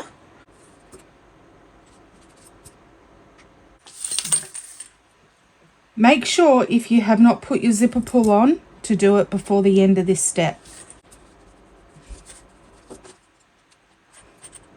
Okay, so I've got my zipper pull off to the left. And we want to get our facing piece that we did earlier. And you're going to line up your zipper tape in the middle. And your lining pieces should match the sides of your lining. Just like that. When you're happy that you've got it centered, what you're going to do is go ahead and take off one side of the tape that we just put on, the double-sided tape. Take off one of those layers and that whole thing just came off.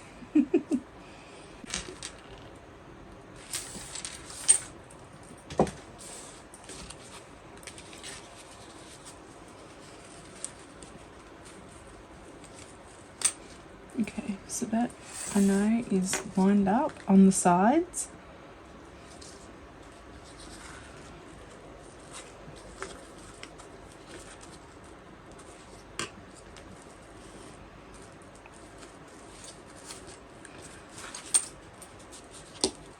So when you've got that stuck into place, go ahead and take the top part off of your tape.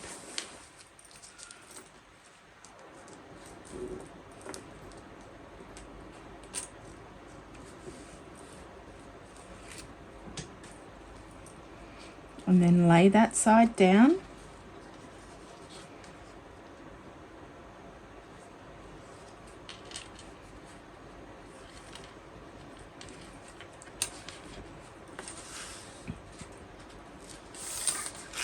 Adjust it as you need to because you should not be able to see that lining through your facing. I'm just going to put a couple of clips on the sides.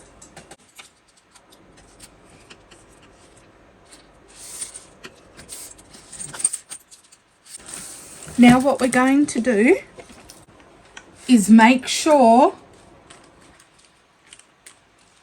that both of your lining pieces are laid out flat, and we're just going to sew around the inner part of this rectangle.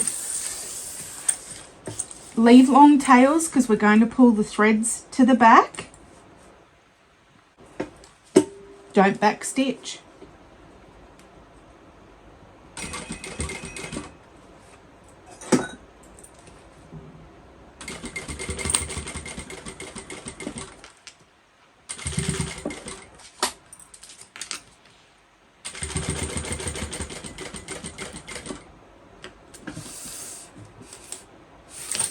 Need to go one more.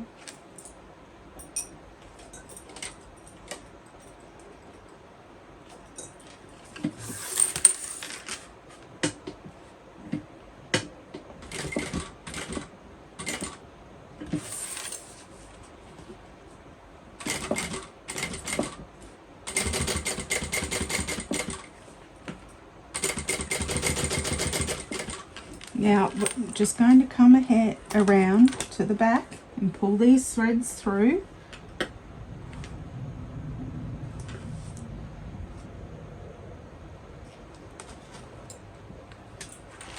And I'm just going to tie them off now, so that way when I'm finished they don't get mixed up with the new ones.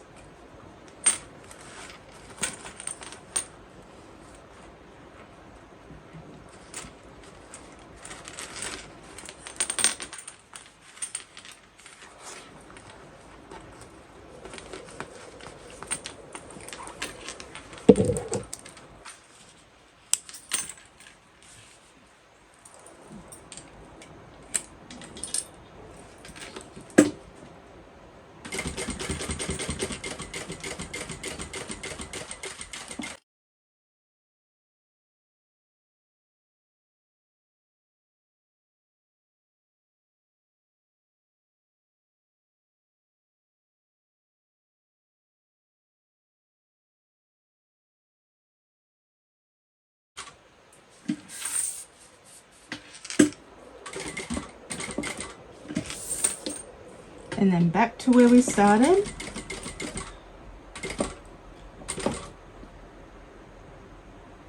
You want to go through the first hole and then lift up, don't back stitch, and then long tails, and we're going to pull those to the back and tie those off. And I will need to check my bobbin too. So, oops, turn it over.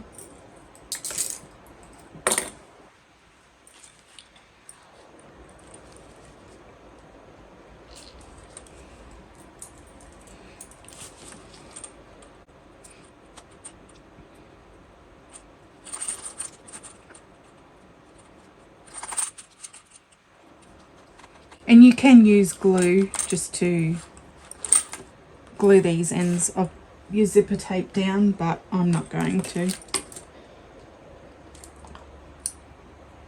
See, and they've done it again. I just don't think, I think the snips just don't like me. I think that's what it is. Okay, now what we should have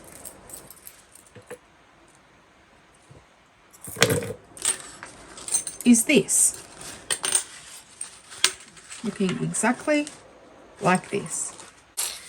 So now what we're going to do is we're just going to clip these two zipper pockets pieces together.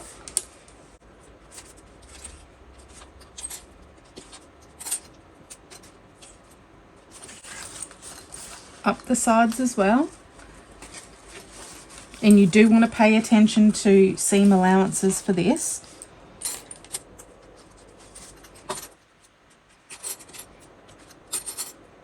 So we're going to do that on both sides. Okay, so what I'm going to do is go back down to a joining stitch, and I'm going to sew from this center out up one side, and then I'll do the other side. This way it's going to stop it from shifting if we go down in a complete U. Again, pay attention to the seam allowance.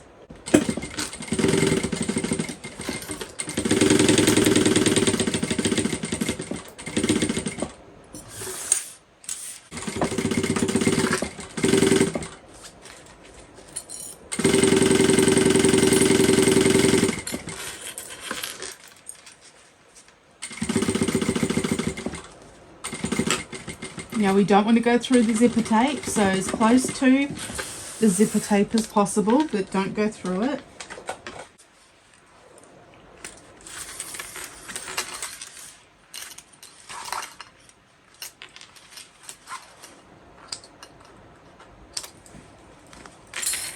And then I'm just going to turn it over.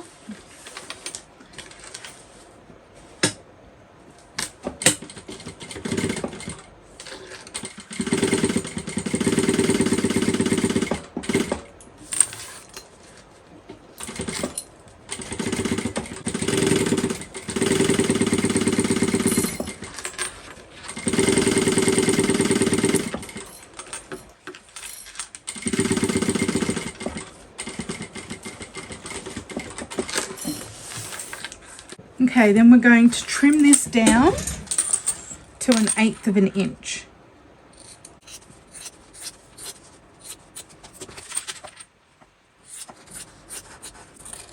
And when you get up to near your zipper tape, just cut it off at an angle. Don't cut your zipper tape.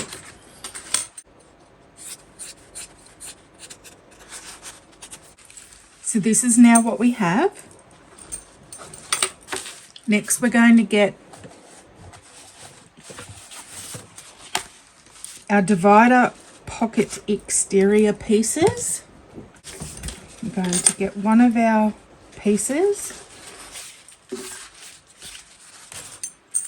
And we're going to match these right sides together.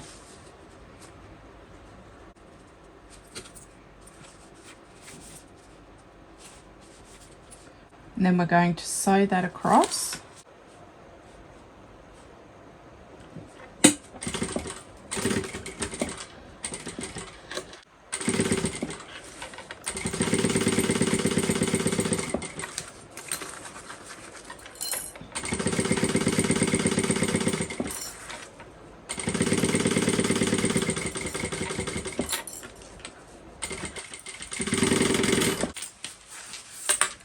Then we want to open that up just like so, and I want to get my other piece right sides together, and we're just going to sew this on.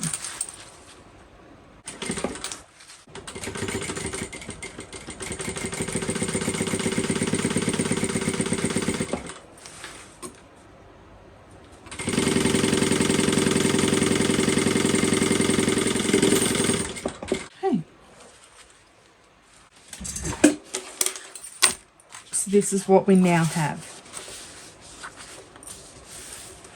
Oh, we're going to top stitch this through our pocket piece. And just make sure that when you're top stitching it, all your linings are out of the way. So your zipper pocket lining should be out of the way, as well as your other side.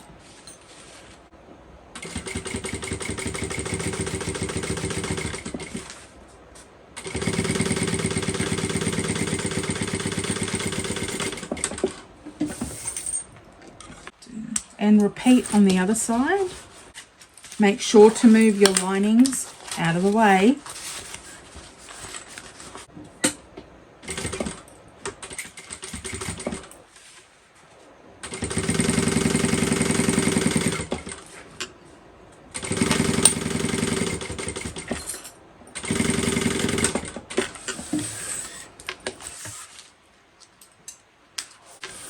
Okay, next we're going to match up the two divider pocket exterior pieces. We're going to match those up.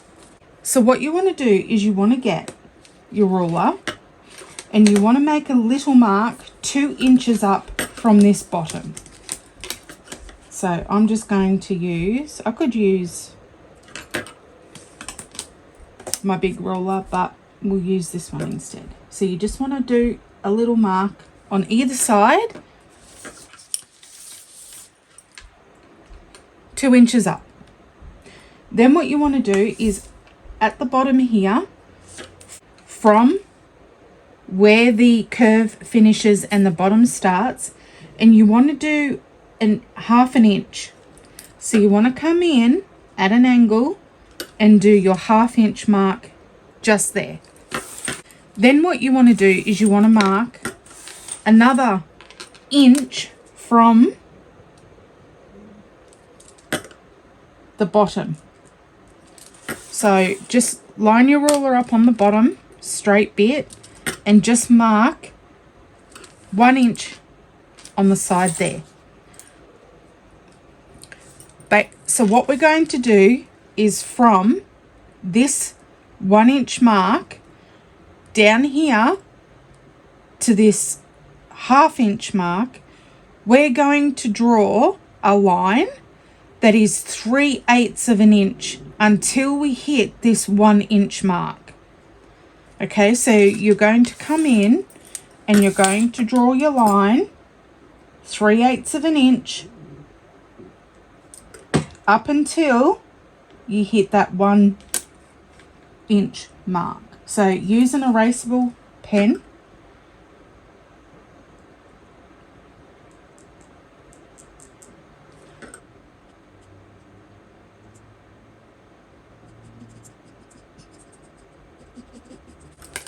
Okay, so far this is what we've got. So it's 3/8 of an inch here. When you hit that 1 inch mark here, so between that 1 and the 2 inch mark, we're going to decrease this to 1/4 of an inch. Okay, so it's going to come in and you're going to start bringing it in. Just like we increase the seam allowance, we're decreasing this seam allowance. Okay, so this here is 1/4 of an inch down to 3/8. So you're going to go ahead and you're going to repeat that on both sides, but you only need to do it on one of your panels because we can clip them together. Now, it took me a couple of read through the patterns and looking at the pictures to understand that. So I hope I've helped you understand this bit. So I'm going to go ahead and clip these two together and then we can cut them at the same time. And being that it is a curve, I am going to use my pinking shears.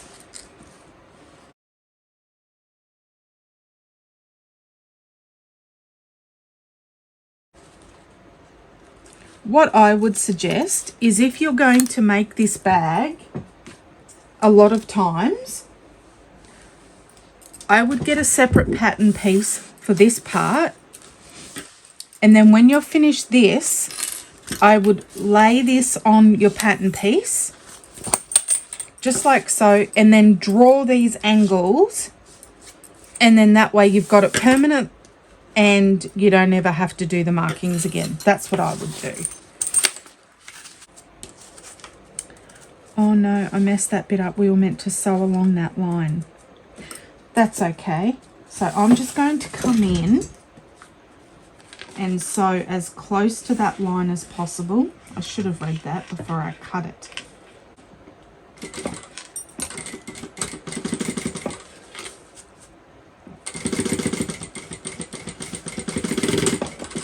So I've just done the bare minimum, and hopefully the seam allowance will catch it anyway. We'll see, but don't do what I just did.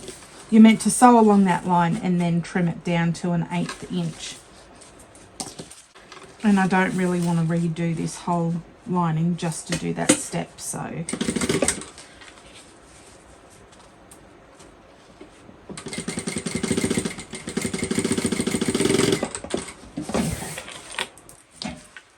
no one will ever know.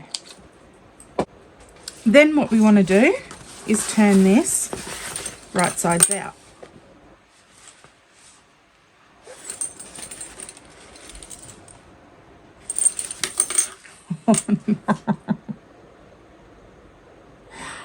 Oh no, I think I need to go to bed. I forgot to bring my zipper pull in. Oh no. Okay, we can fix this. So what I'm going to have to do is I'm going to have to come in here and just take out a couple of these stitches. I bet you're all yelling at me. No, don't do that.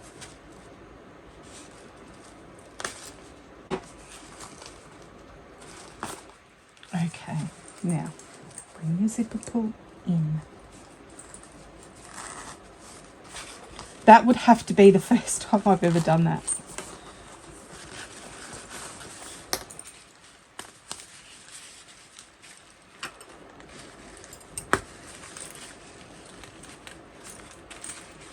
So,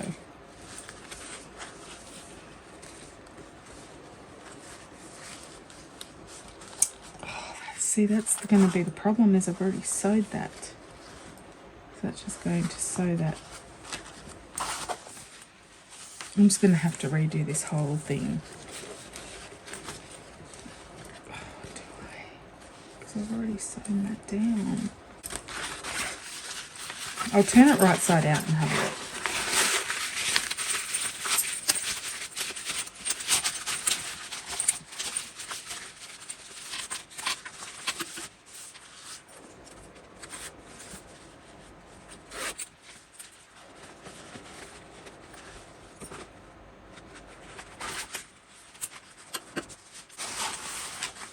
Okay, I think what I can do is I can undo this.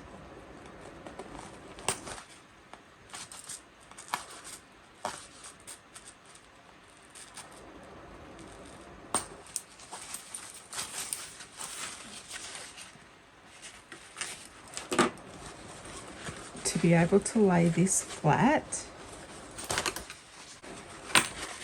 So what I have to do is come in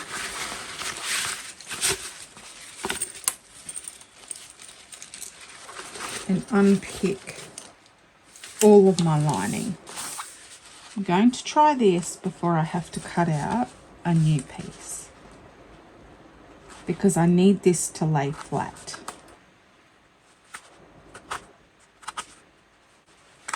This is how we problem solve. Okay. I think we're going to be okay. So what I'm going to do is I'm just going to come in and sew through the holes that I did just before. But I'm going to have to come in a couple of stitches before I pulled out the thread so that they all match up. I am just going to backstitch, it's the same colour, so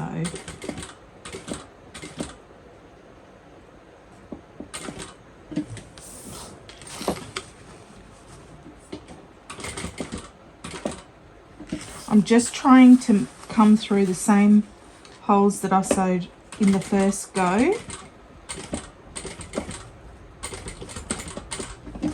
We'll see how that looks. I think it's fine.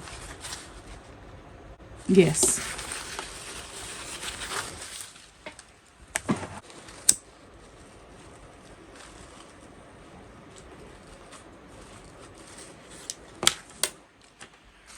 Okay,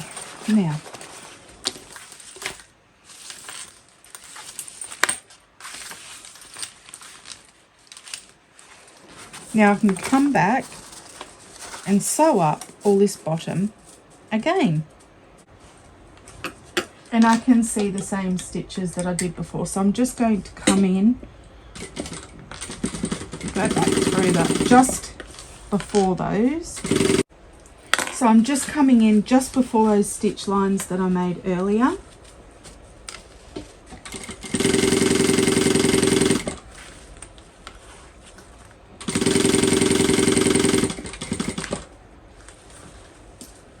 Making sure everything's lined up.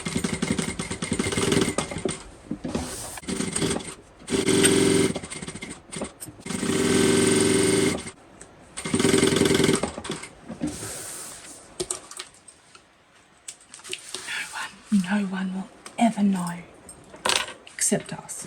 Okay, so I can come in and trim off my zipper because I don't need that anymore. Just want to melt, oh my goodness, melt these edges so they don't fray. It's like a flamethrower. That's better. Okay, so we can pretend that never happened. Okay, turn it right side out. I'm going to match up our sides because we're just going to baste all this layer together with an 1/8 inch seam allowance, just along the open edges. So we're just going to go ahead and baste down the sides. We don't need to baste this corner that we just sewed along the bottom and then up this side.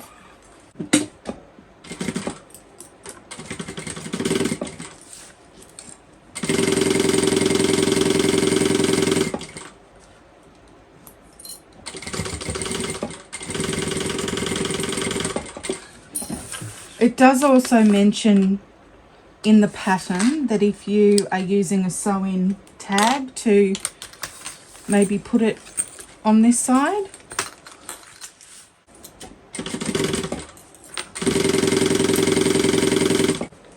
So I'm just going to use a sew-in label that's my logo on the front, and then it says "You are amazing" on the underside.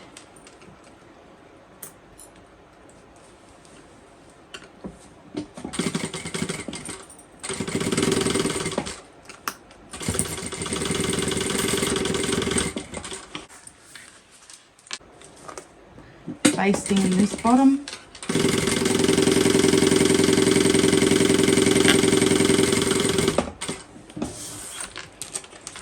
Just like so.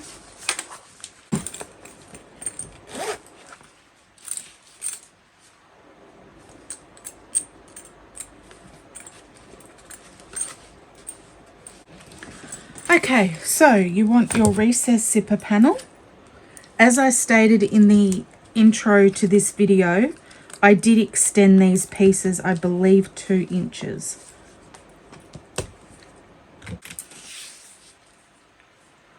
Okay. This zipper tape is extra long, but that's okay. We can cut it down to the size that we need. I'm going to go ahead and mark 1 inch on either side, so I've got a straight line, and then we're going to do the 90-degree turn. So I'm just going to separate the zipper. Okay, so what I'm going to do is where my line is, I'm going to fold my zipper, the end of my zipper, back on itself at that line.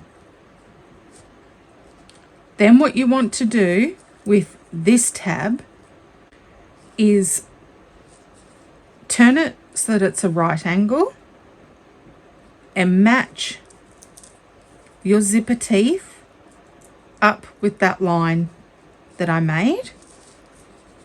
So it's a 90-degree angle. So folding it back and then across. Just like that, and I'm going to pin that in place. So that's one side. So that line that I marked earlier is matched up to the bottom underside of my zipper teeth. So I'm going to go ahead and do the same thing. I'm going to pinch it at that line and then push it back while pushing my zipper tape to the right hand side.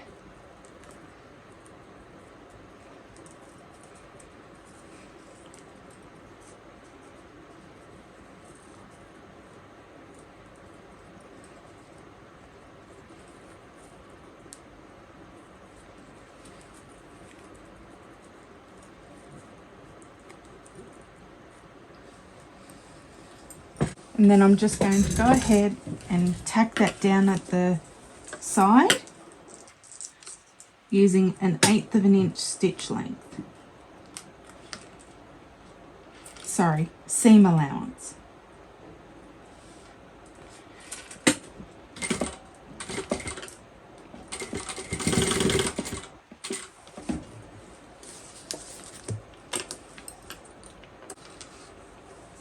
And then you want to do the same on the opposite side.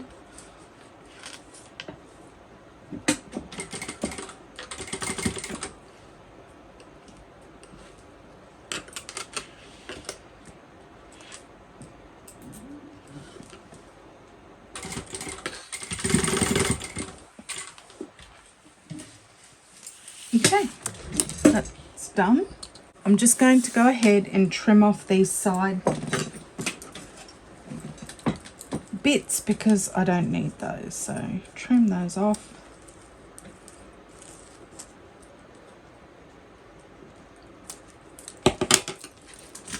Drop your zipper tape on the floor.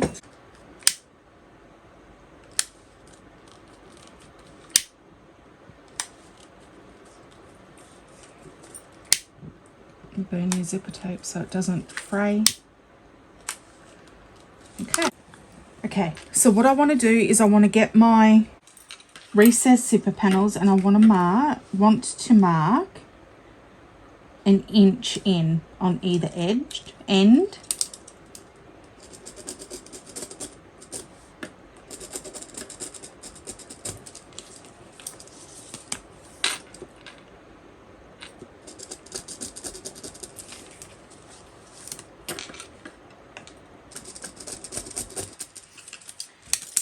Get yourself some double-sided tape, 1/4 inch is fine, and just put it on the ends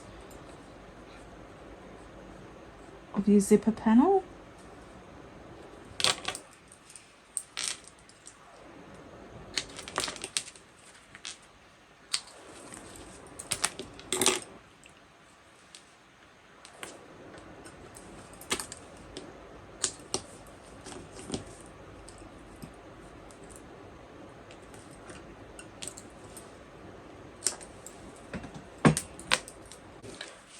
Going to remove the double-sided tape and I'm going to fold this up to meet that 1 inch line that I just drew and stick that down, and I'm just going to clip it so it stays in place. Now that will give us a 1/2 inch fold over for this piece. Just go ahead and do that on both pieces. Then what we want to do is we want to get these 2 edges that we just folded over. We're going to line those up. We're going to clip those together.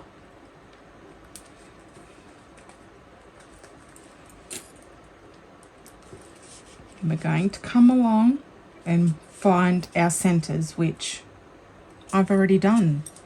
But you want to make sure that it is correct and that your centers are your centers.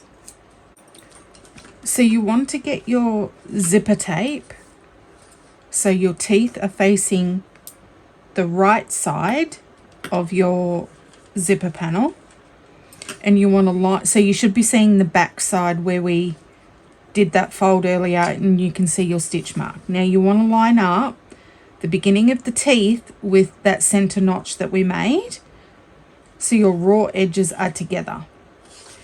So what I might do to help everything stick is to just put a piece of double-sided tape there, and then that way I don't have to baste it. I can just sew it on. But I don't want to go all the way to the edge because we don't want to sew off there. So you just need a little bit.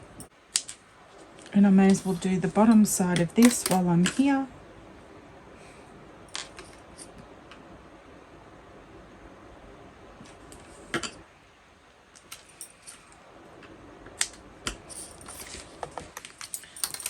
So what I did do is I actually put my zipper tape together. So I put my zipper pull on and I've got it together because it's just easier for me to work this bit out. Because this is the first time, I think the first time I've ever done this one. So you can go ahead and separate it, or you can just take your zipper pull out of the way, put a clip on the bottom so you don't lose it, and do it that way. So I'm going to remove this tape.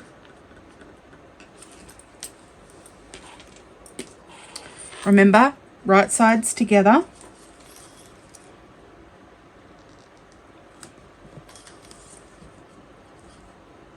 And I'm going to stick that down. Oh, I like this double-sided tape thing, so you don't have to baste it. As I say, as it pops back up.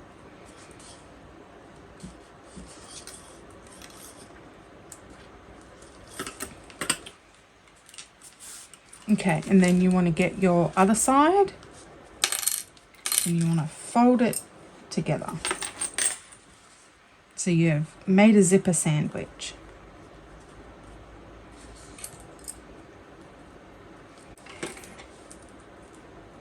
Now's the time to adjust it if you need to before you sew it on. And what I'm going to do is when I come to the end where these folds here are, I'm not going to sew off the edge.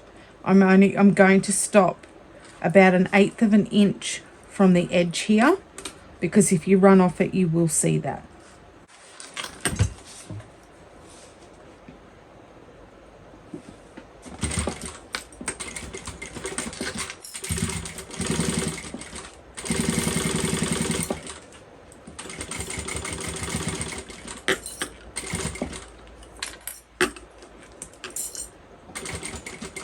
So again, don't go off the end. You want to stop just before you're about to come off the end.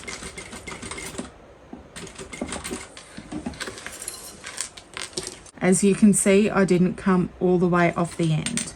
Okay, now what you can do is you can come in just here and remove some of this bulk, but don't cut through your zipper tape.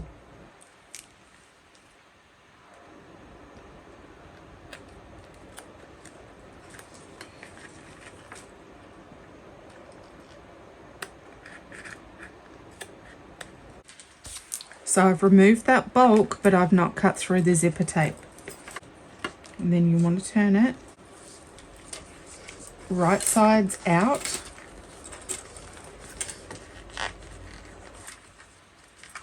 And you want to push that zipper tape up out of the way.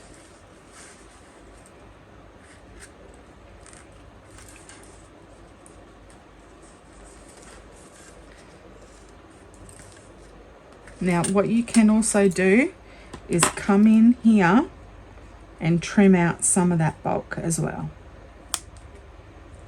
because it's going to help when we top stitch it all together. But don't clip through your zipper tape. Okay, line these edges up.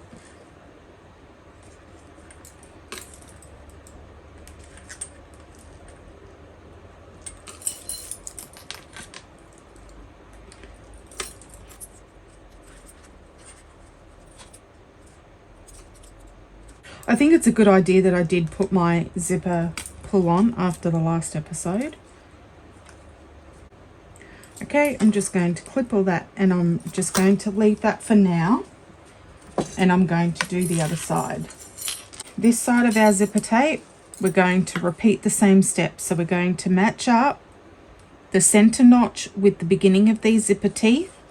We're going to come all the way to the end. Remember, the raw edge of your zipper to the raw edge of your zipper panel. So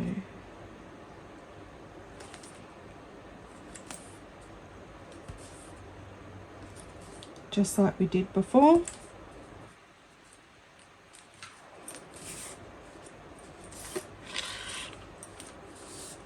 And then we're going to fold this over.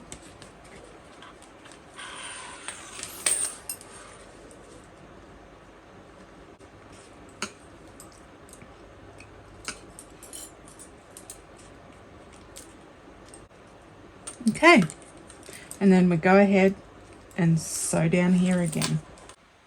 I'm just doing 1/4 of an inch.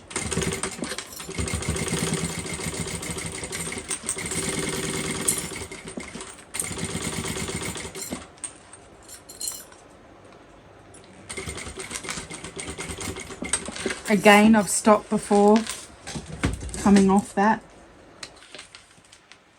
I'm going to come in and remove the bulk.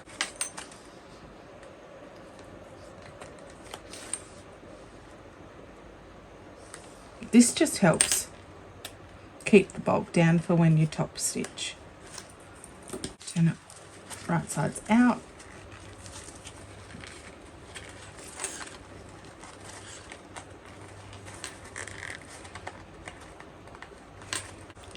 And you want to poke that out as much as possible.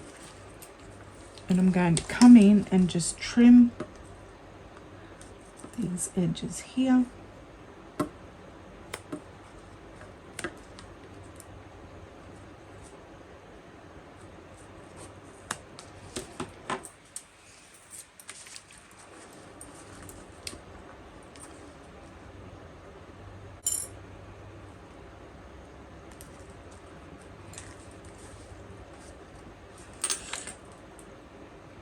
And I'm just going to clip all this because it's just easier for me when I top stitch to have it all clipped.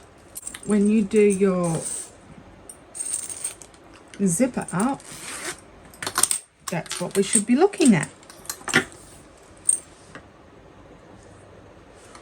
Just like that. And then what I'm going to do is I'm going to go ahead and top stitch. So what I'm going to do is go up to a top stitch length. I'm going to start down here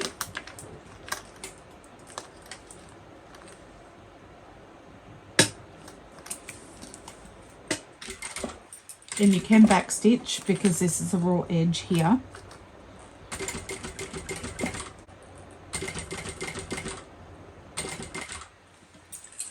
And then I'm going to come along this part, the top,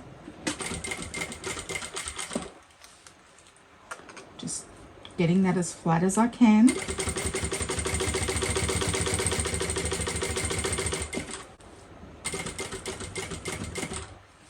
And then down this side,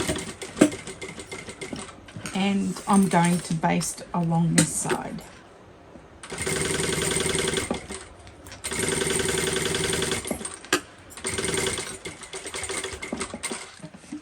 Okay, just like that. And then the same for this side.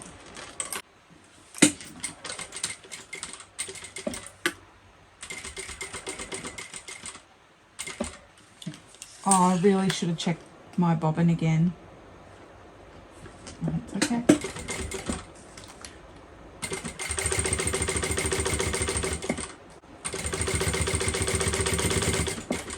Just be kind to me, please, bobbin. Just please. And then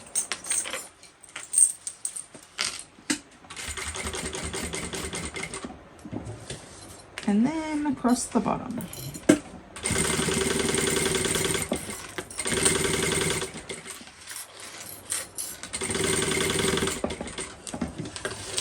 Done. Fantastic.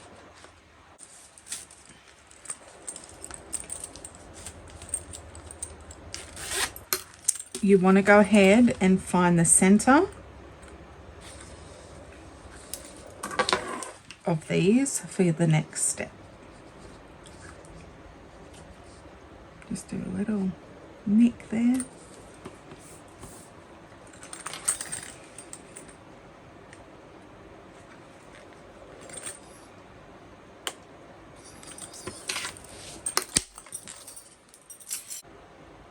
You want to get your main lining piece. You do want to go ahead and separate these. Oh, you don't have to, I guess, but no, you don't have to. Okay, so you want to get your main lining piece with your slip pocket, right side up, and you want to put your zipper, recessed zipper panel in the center, and we're going to clip that. So your teeth, your zipper teeth, should be facing down and right side up. So clip that into place.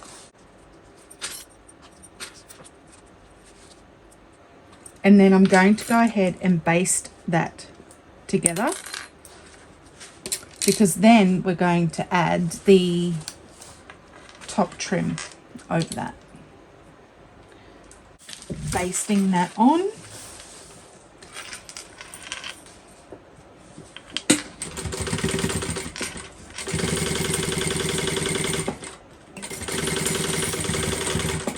Okay, so you want to get your other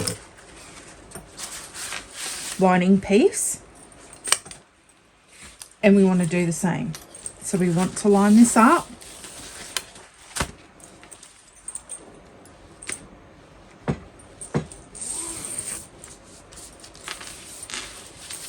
So if you've kept your zipper together like this, just flip it over, right sides together. If your zipper is separate, then it should be the opposite to what we've just sewn. But again, all our edges are, all our raw edges are lined up, and our zipper teeth are facing up.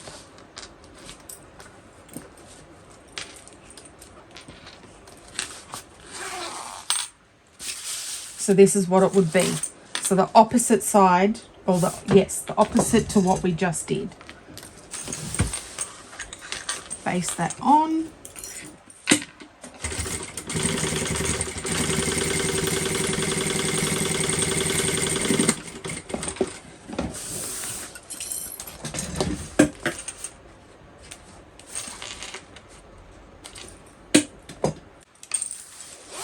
So then when it's done up, this is what it's going to look like. Then you want to get your lining top trim, and it tells you in the pattern that we're going to measure and mark curved lines at 3/8 of an inch, and then again at 1 inch. So you're going to go ahead and you're going to do that along both pieces. So 3/8 of an inch and then 1 inch.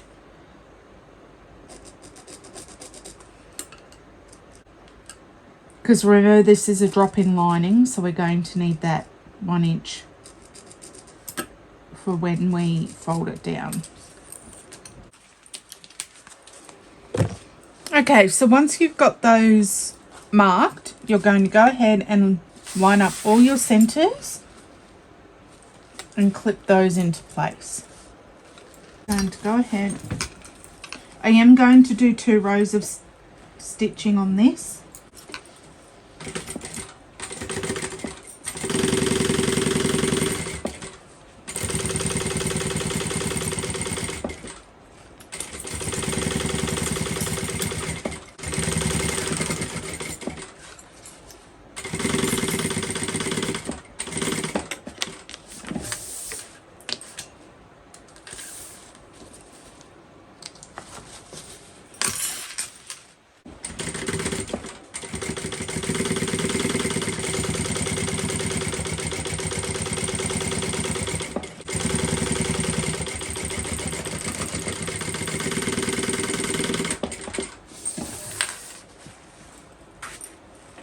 Now it does tell you that you can go ahead and you can trim down your seam allowances, but mine are fine.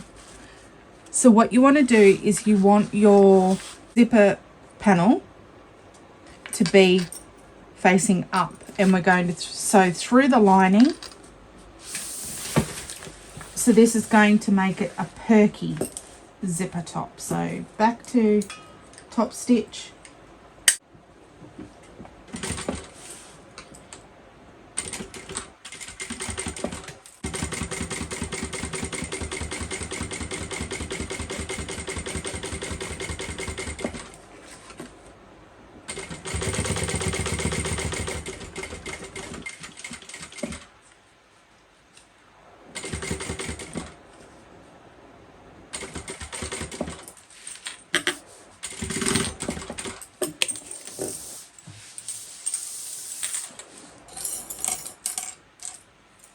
and we're going to go ahead and repeat that for the same side, for the opposite side.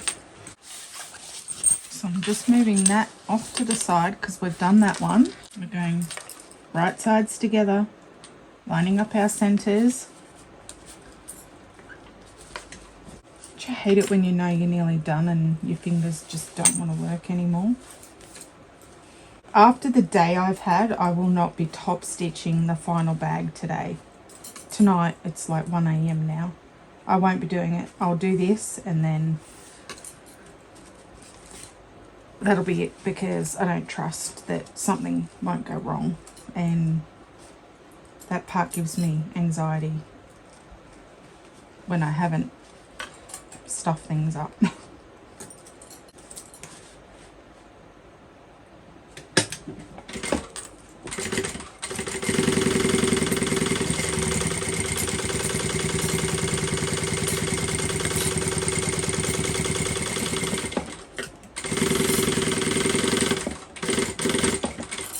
Come back in for my second row.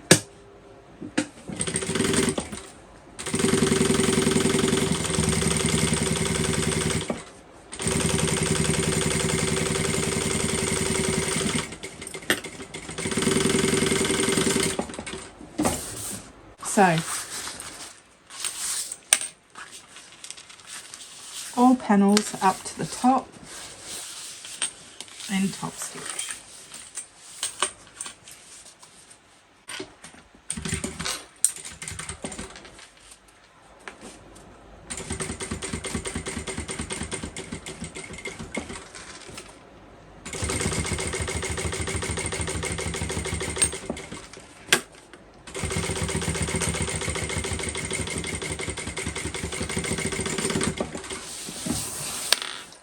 Now, that is, see,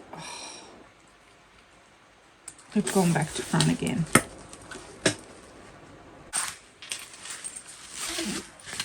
So this now is what we have.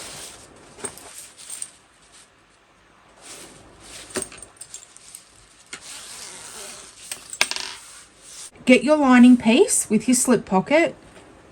You want your divider pocket, and you want the zipper going to the left or to the right, whichever one you decide. But if you want it going to the left, have it going to the left.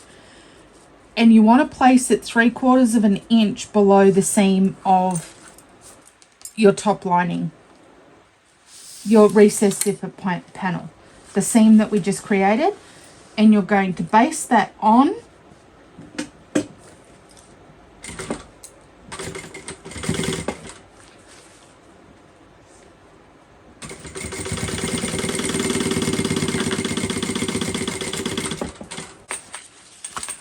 What I will do is I'm just going to put a layer of double-sided tape on this side and this side so I can make sure that these are perfectly matched, just as I did for the outside.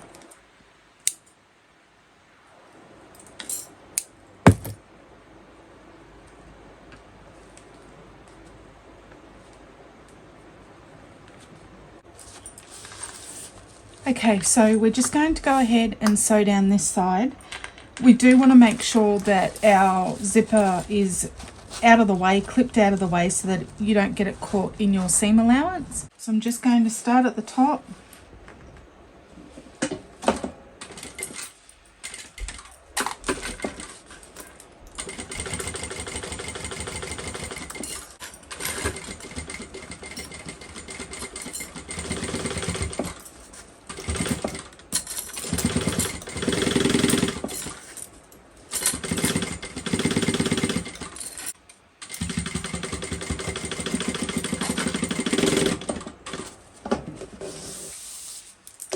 So I am going to come in and do a second row of stitching next to the first ones, but I want to start about 1 inch and a bit down.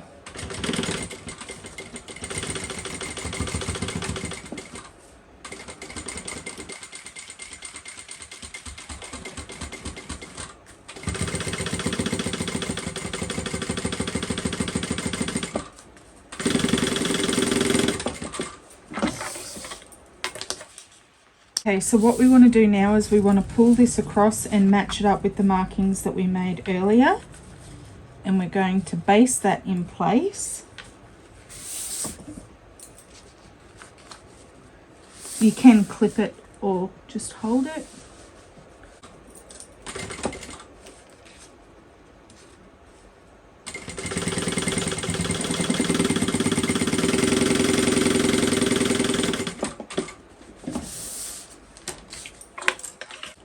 And then we want to bring our second side over. I'm just going to remove the double-sided tape that I put down earlier so I can match these side seams up so they're matched up perfectly.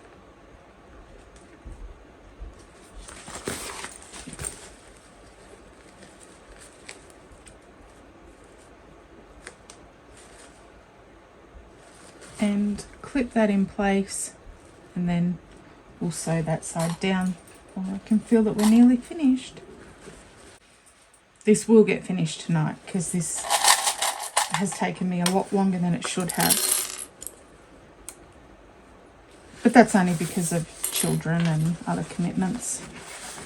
And obviously, like anything, the more you sew a pattern, the quicker you become. Most people, when they test patterns, will do one first to get the feel for it and then do the second one on video. No, not me. We just dive straight in, which can be to our disadvantage, as I'm sure you saw in the earlier step.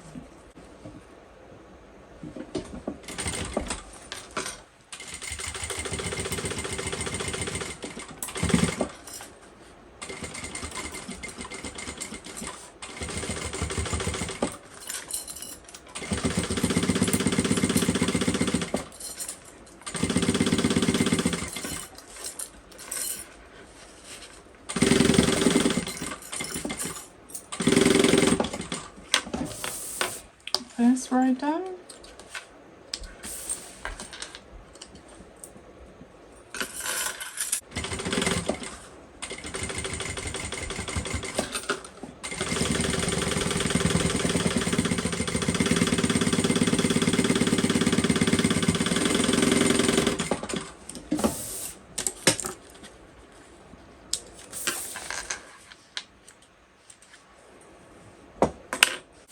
So we just want to go ahead and trim this down.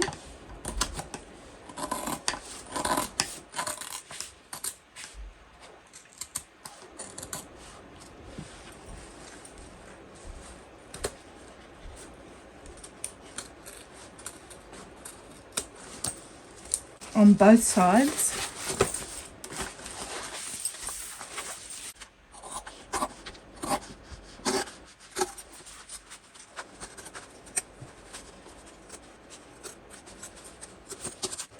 Now what we want to do is pull the bottom of our divider pocket.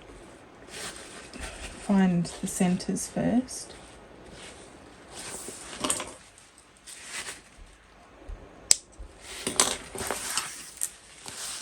So you want to get the bottom of your divider pocket and you want to match it up with one of the sides of your lining. Clip that into place. You don't have to clip it, you can just go ahead and I'm just going to baste this one on so it's not going to shift when I do bring the next side down.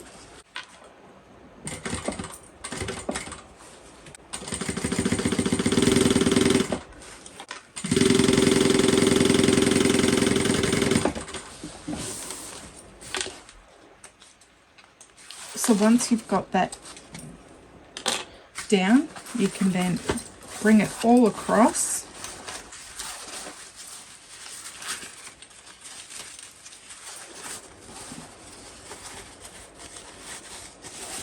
I didn't find the center of this one, I should have.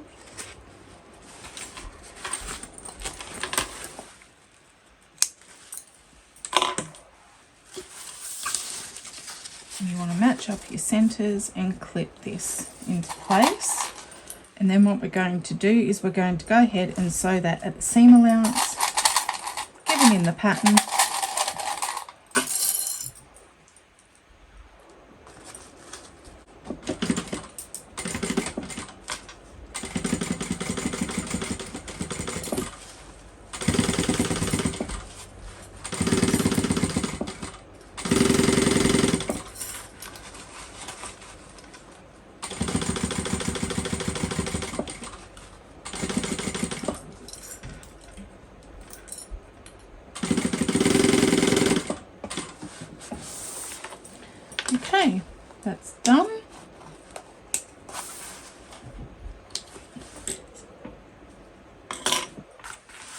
We want to trim this as well. This is just going to allow it to sit into the bag nicer.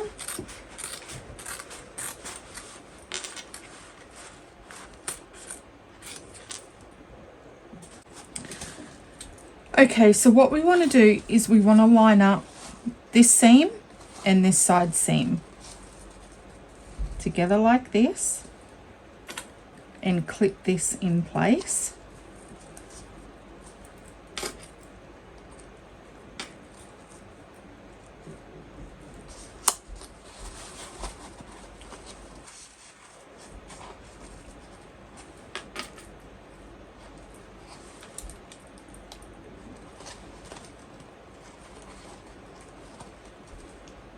So I've gone ahead and I've clipped the sides, so now I'm just going to sew that. It does say in the pattern that this bit can be a bit tricky, but just make sure that you stop with your needle down before you shift your fabric around.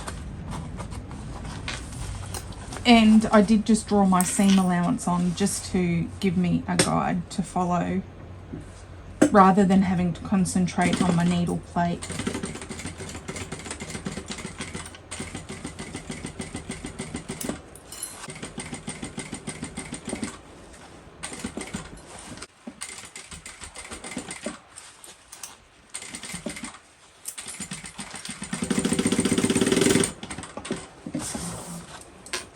Is fine.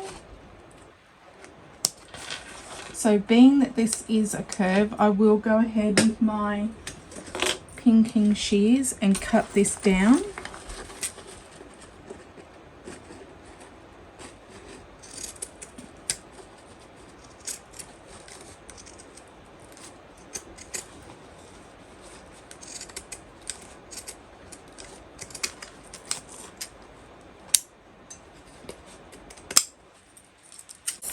So we're going to go ahead and repeat on this side.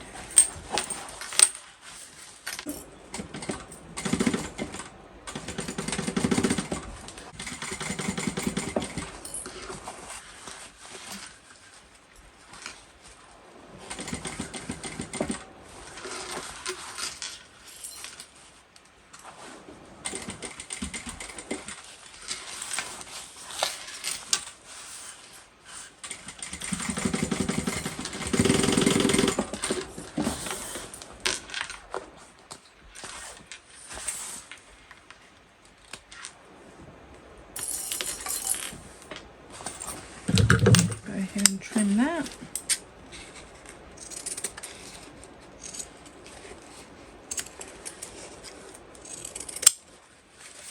Okay, next what we want to do is run double-sided tape along the 1 inch line that we created earlier.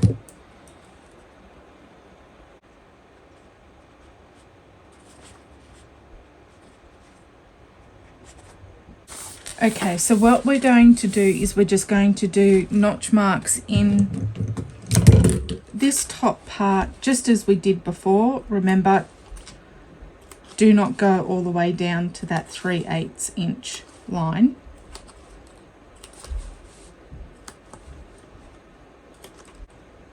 And be very careful that you're not cutting through your recessed zipper panel.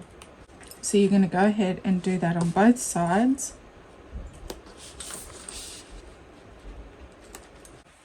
Okay, get your clips, lots of clips.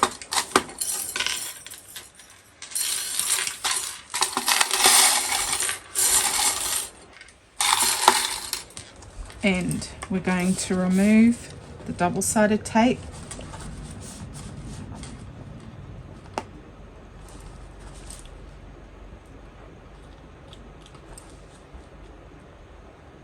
And we're going to start sticking these down to sit at that 1 inch line. So you want your double-sided tape on top of that line, Vanessa. That would make sense. Okay, let's try this again. So you want it on top of the line, not underneath. Okay, let's try that again.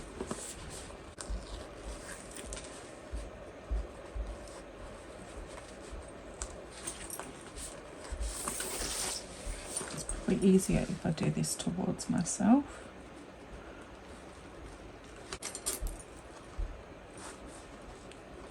So you just want to go ahead, do a couple of clips.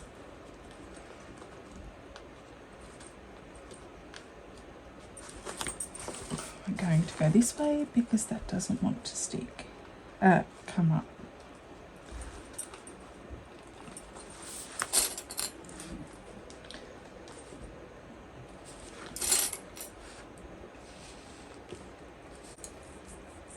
Okay, so I'm just going to run another piece of double-sided tape. Actually, I'm going to use glue because it's clearly sticking down my interfacing rather than my vinyl. So I'm just going to use glue a little bit.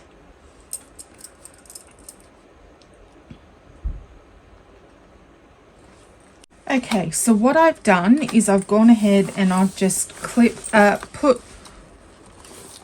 all of the clips that we made and put it down to that 1 inch line, and just, there are some places that I did glue it. So now what you want to do is you want to get your exterior of your bag and you want to put in the lining. And you want to make sure that your zippers are going to the left or right, whichever one you want. You're going to sit that inside.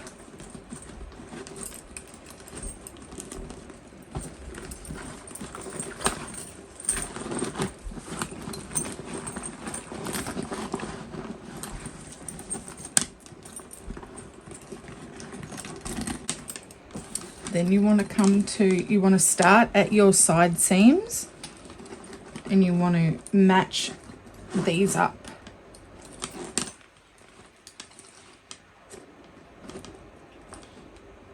So I'm just matching up my side seams, and I'm going to clip these in place. This is quite thick here on this part,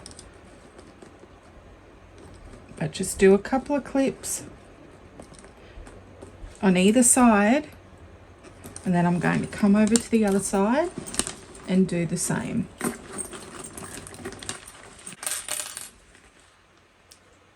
So matching up those side seams, clipping into place.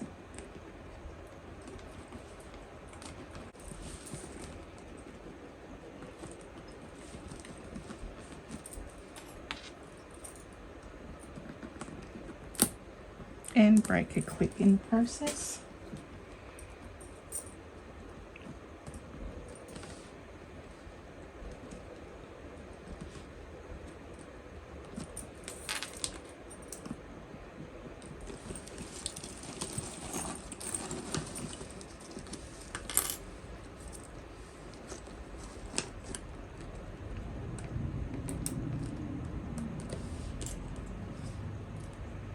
So you want to go ahead and you want to clip all the rest of your lining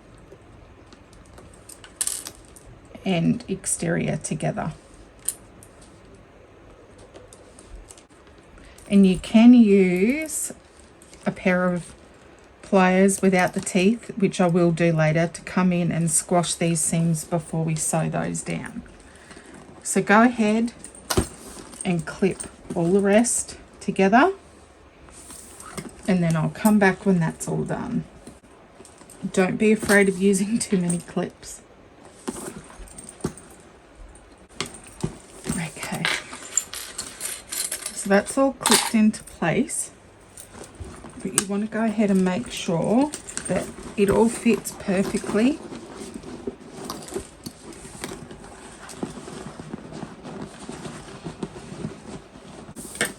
So now we need to do the top stitch, but what I'm going to do first is I'm just going to go in and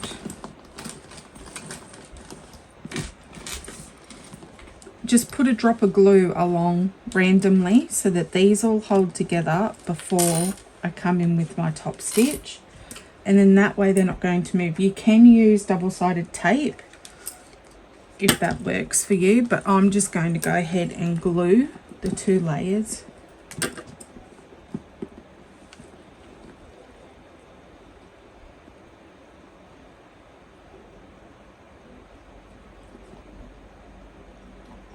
Just make sure that if you do glue, you're not putting it anywhere near the top seam for it to squish out and possibly be seen.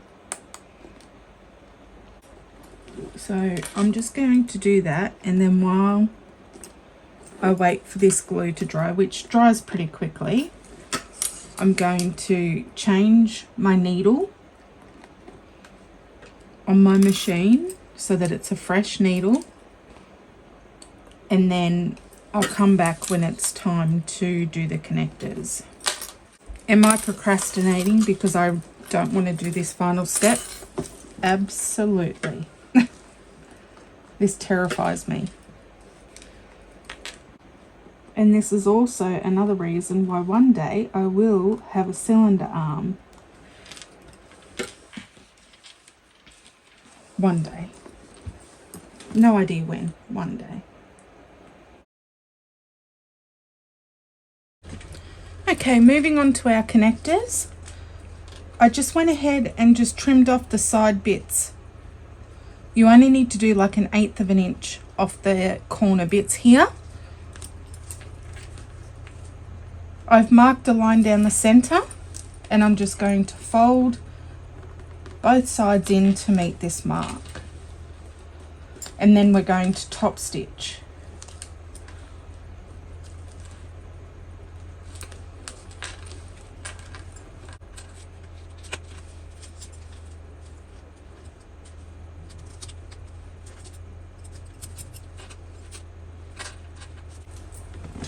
So you want to go up, make sure that you're on your top stitch length, and just 1/8 of an inch from the edge.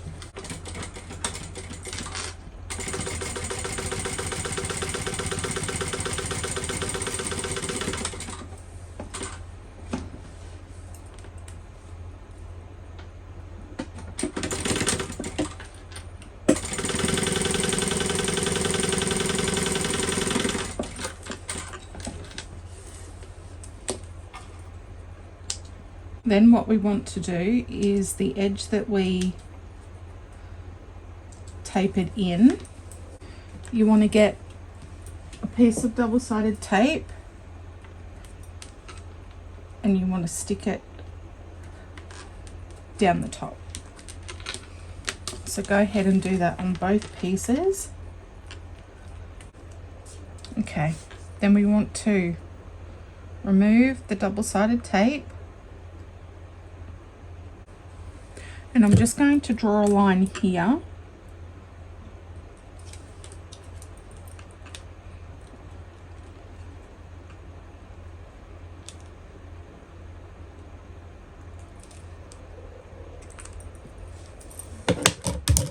So we're going to fold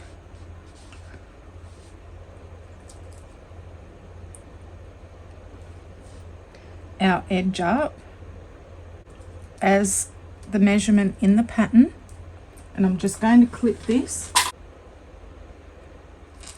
So this part here should be 1.5 inches.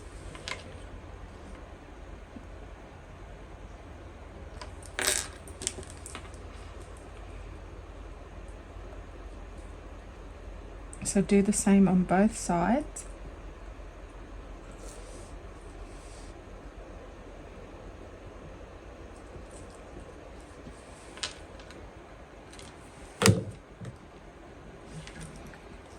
Up a tiny bit.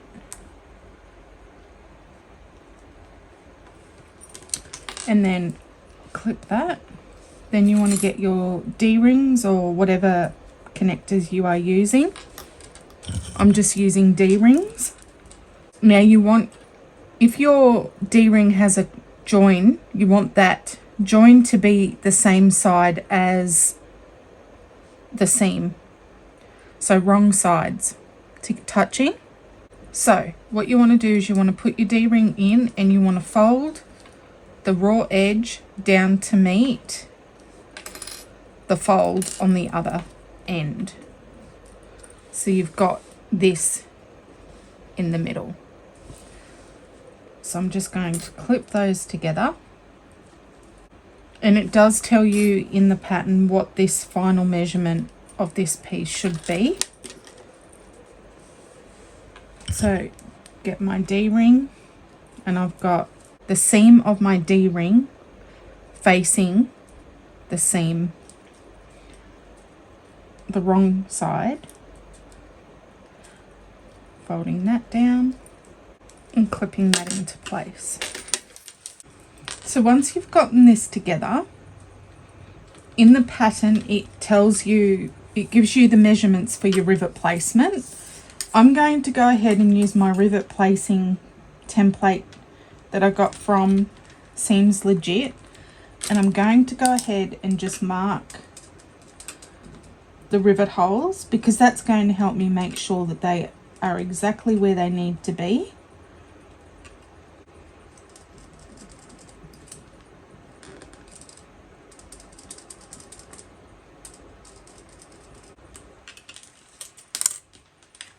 Then I want to take off my D-ring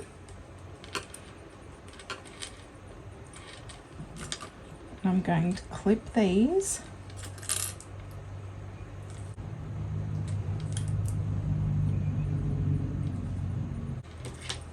So I'm going to do that on both. I'm going to take off the D-ring. I'll put that back on when I've punched all my holes.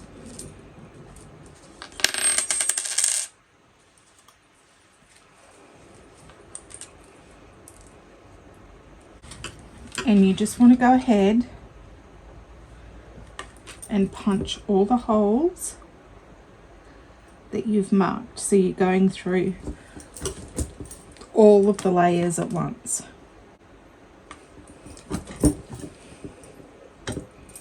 And just move your clips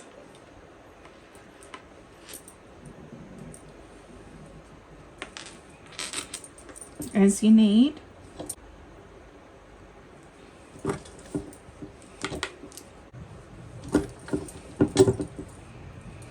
And then you can come back in and put your D-ring back through.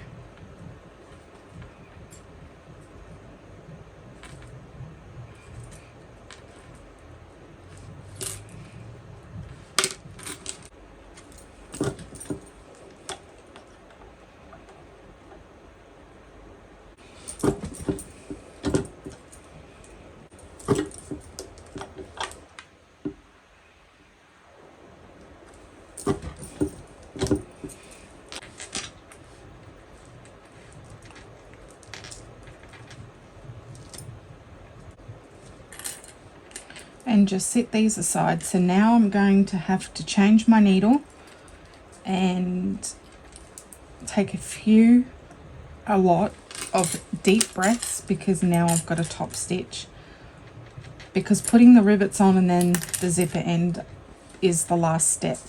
What I've done is I've just turned the bag inside out, because I think my best bet for top stitching is going to be inside out.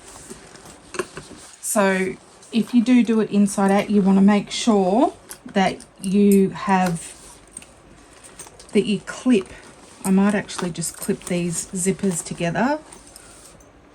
That way they're not going to pop back up when I'm in the middle of top stitching. Okay. I am going to start very close to the side seam, because that's where we're going to put the connectors. So if that's not the prettiest there, it's okay, because we're going to cover that up. So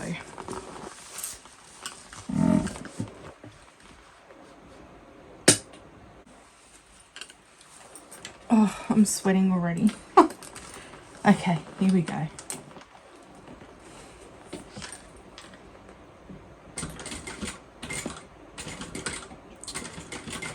I'm just going to go really slow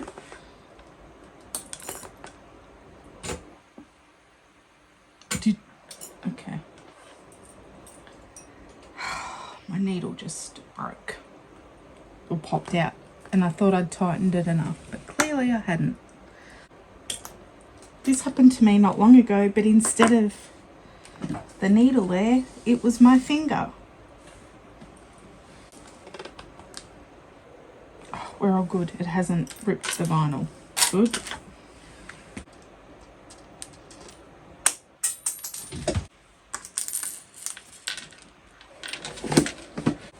This time I'll test it with vinyl.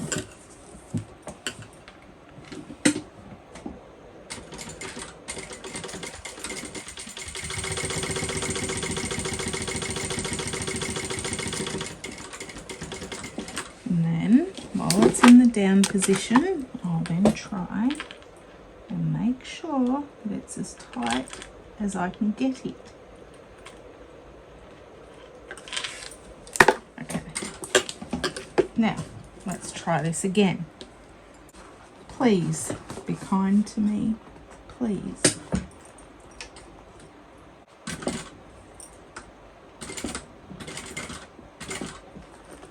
Okay. Going very slow.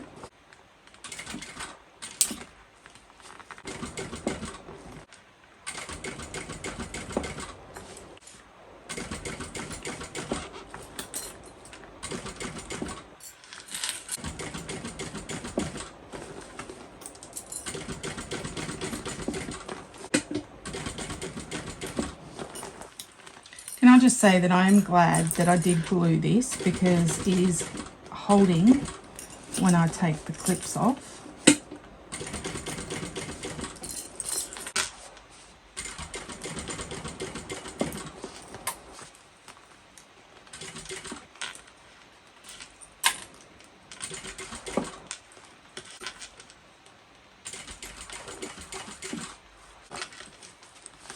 Halfway there. I'm just going to put some waterproof canvas behind there so it doesn't tear up my vinyl when it's coming back down.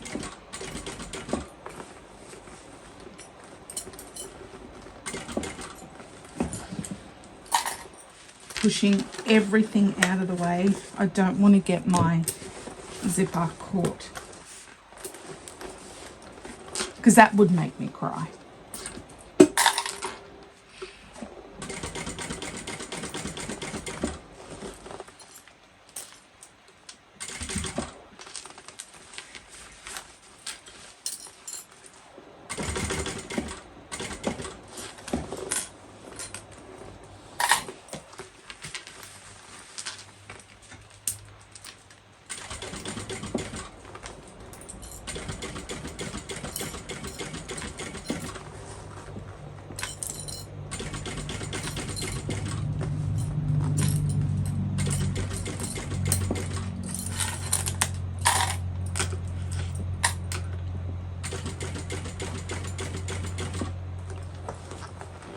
Okay. Oh, I did it. I did it.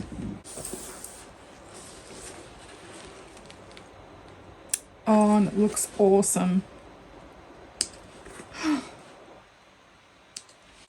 Now I'm just going to go back and turn it right sides out.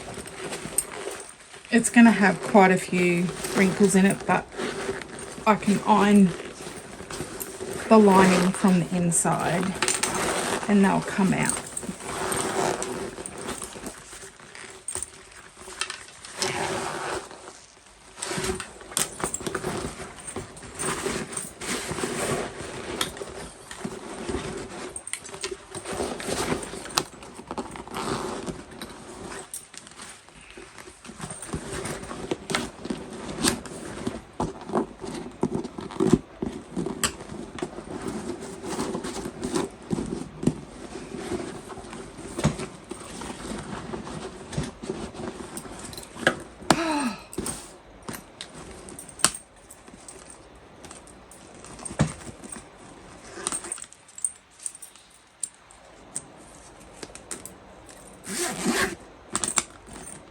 Yes, I am very happy with my decision to go ahead and extend that zipper panel. I'm just going to go ahead while I'm here and trim my trim my zipper.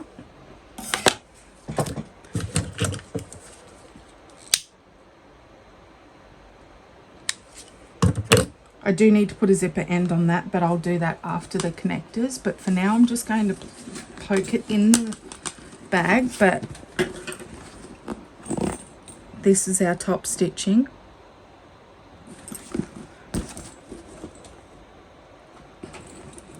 So obviously the marks from the clips will go, but I am so happy with that.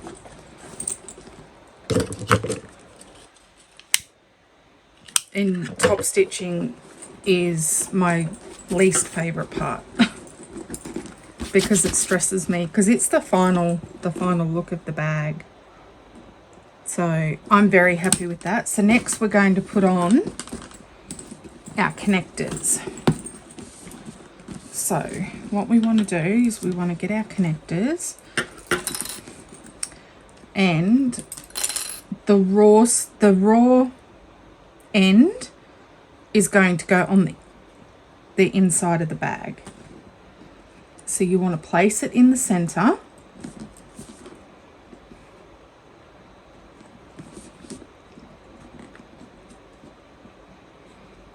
and you want to get a pen. So make sure that it's in the center. And you want to mark where we're going to punch these holes.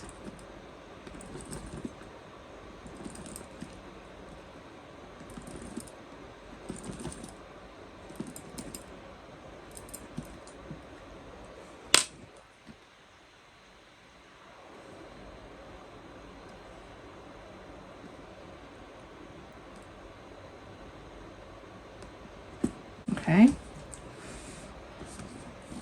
You want to do that on both sides. So again, your raw edge piece is going on the inside of the bag. So I'm just marking this.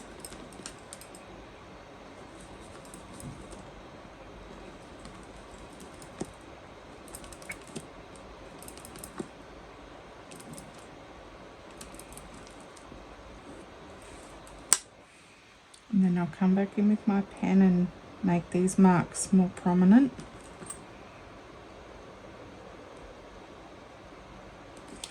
And then what you want to do is get your hole punch. And we're going to punch these holes and then insert our D-rings, our connectors, and then add our zipper end, and then the bag is complete.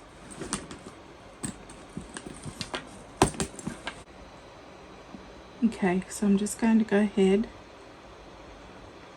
punch these holes, and you want to go through all the layers.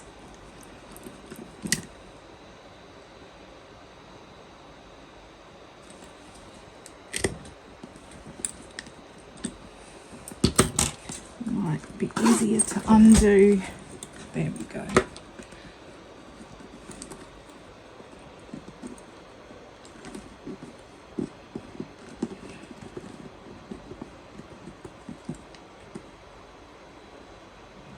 Now,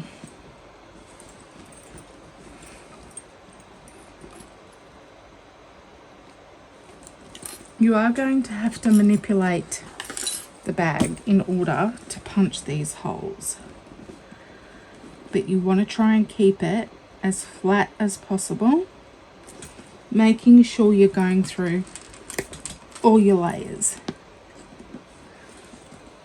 Yes. So once you've got all your holes punched, then what you can do is come back in with your connector. Remember, the raw edge side goes on the inside of your bag. You want to line up all of your holes and put your rivets through.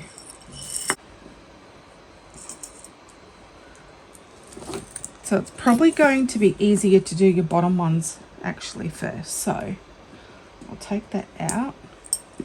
So you want to match those up. You want to make sure, turn it through the other way, make sure that it's lining up. Then what you want to do is you want to make sure that you're putting your raw edge piece through as well. You're catching all the layers. And then when you're happy that that's correct, go ahead and pop your cap on and just press it on so that it hopefully won't move while you do all the rest.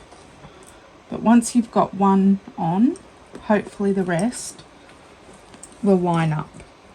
So again, through the front,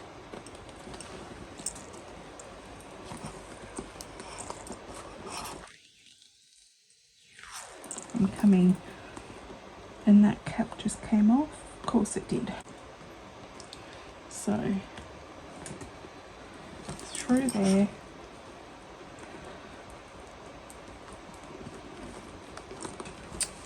I've lost, okay. You can get your stiletto or sewing awl and just use it to poke it through so that you can make, there we go. Now I'm certain that it's lined up. So before it can move, get your rivet, your connectors, push them through, then come to the back, press your cap on. No, do not press your cap on yet.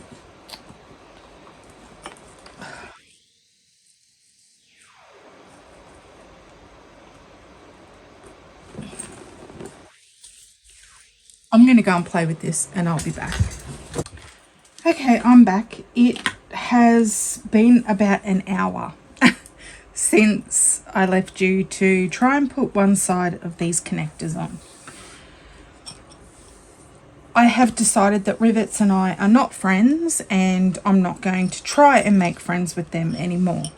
So I need one of these tags that say this bag was made with a lot of swear words, because there was a lot of swear words said when I tried to put these connectors on, and it's got nothing to do with the pattern. It's all me.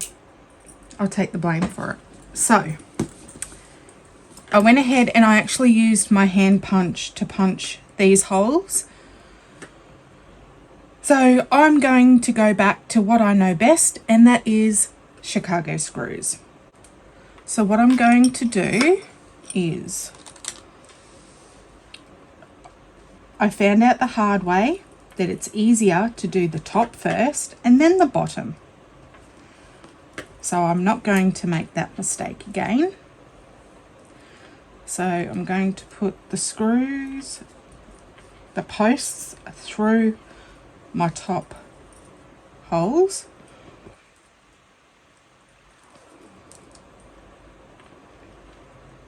If you are going to use rivets for this bag, I would suggest using very long posts because you are going through a lot of layers. Okay, so I've just put one through and then I'll put the other post through.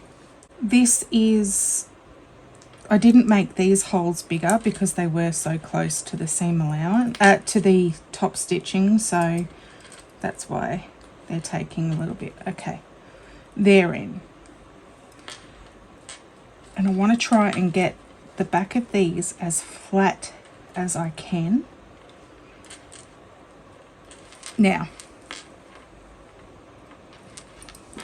I've got to line up the holes that I've punched, and then this is the tricky part. This took a lot longer than what it should. So I'm going to try push that through to the inside.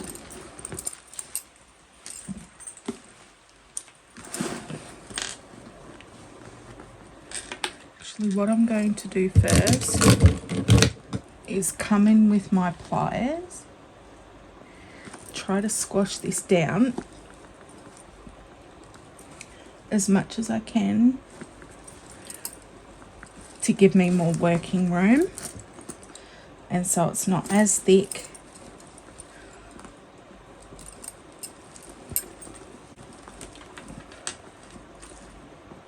So I'm going to line those up.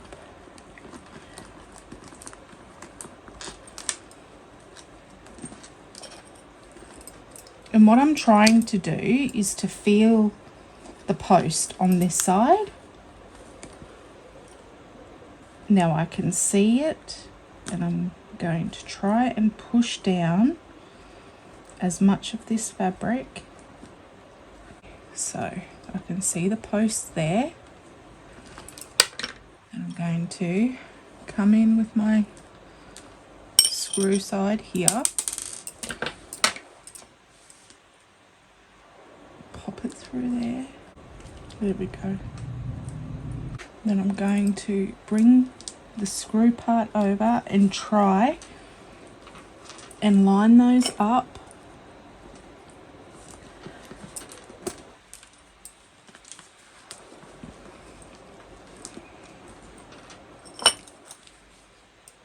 And then come in with my screwdriver,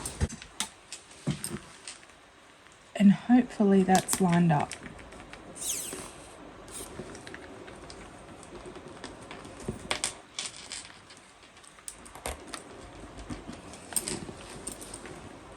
Ah, got it. So that's one side. Now I'm just going to repeat for this side. Then get the screw, pop that through. That's now through.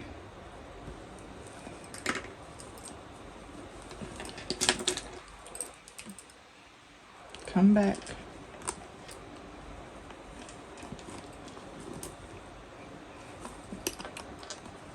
See what? You need like 50 hands.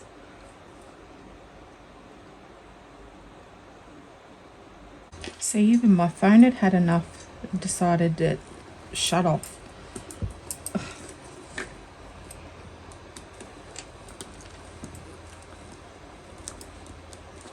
I think that's it.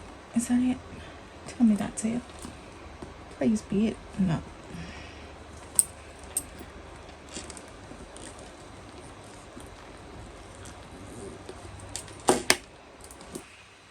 No.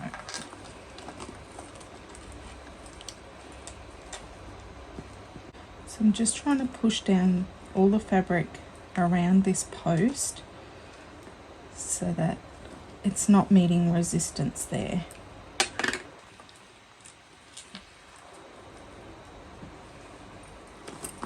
Let's try that.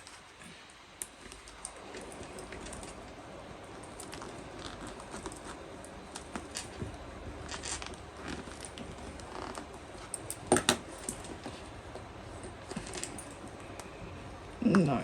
Okay. Let's try and see if it's better this way.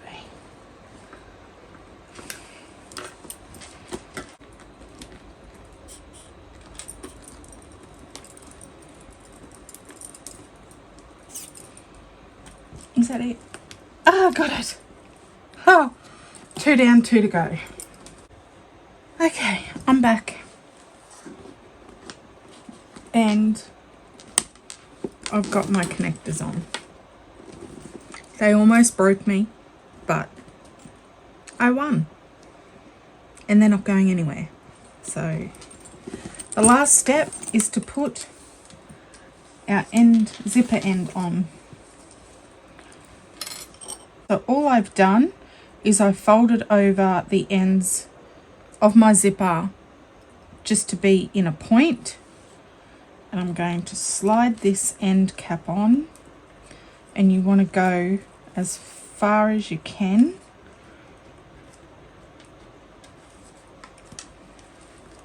Then I'm just going to take my sewing oil and I'm going to put a hole in that so it's easier for me to put the screw in.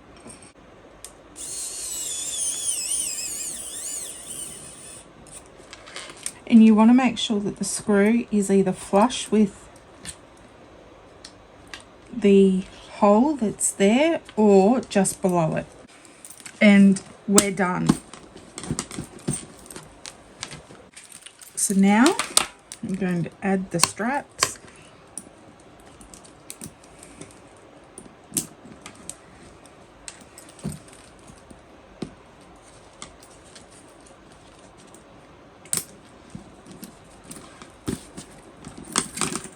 Add the crossbody strap.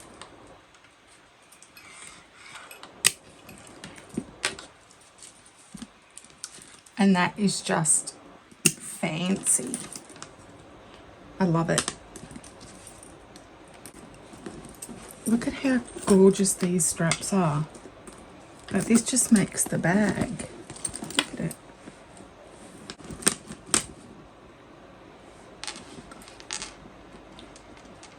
And this is the bottom of the bag.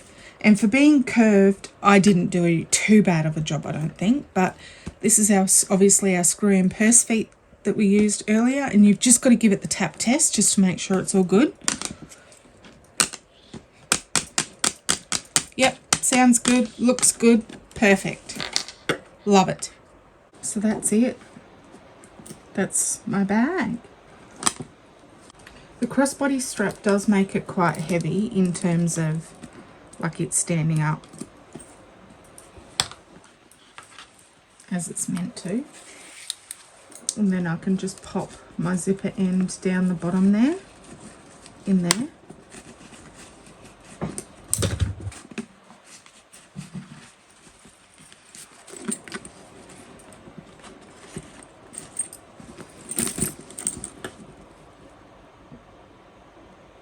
And that's our top. And I'm going to say that I'm very happy that I increased the size of this zipper panel 2 inches that I did. And then here's the inside. Our divider zipper pocket in the middle there.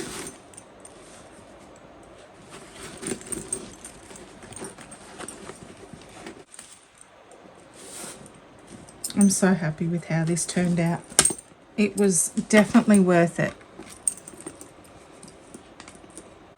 Okay, this will be available on my website, I think for about $5,000 after the problems that the side connectors gave me. Just kidding, just kidding. It'd be nice though, wouldn't it? Oh, okay. I think I'm beyond tired and I need to go to bed.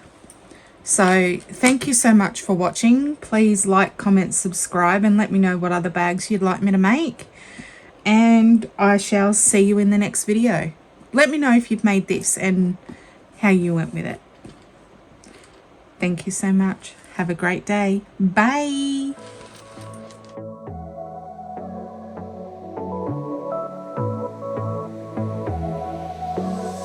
I got this boy on my mind that I can't live without. Oh, his eyes are killing me. And he keeps talking about everything that he likes, and I can't stop listening. I'm thinking about him all the time. I'm thinking about him all the time. I'm thinking about him all the time, all the time.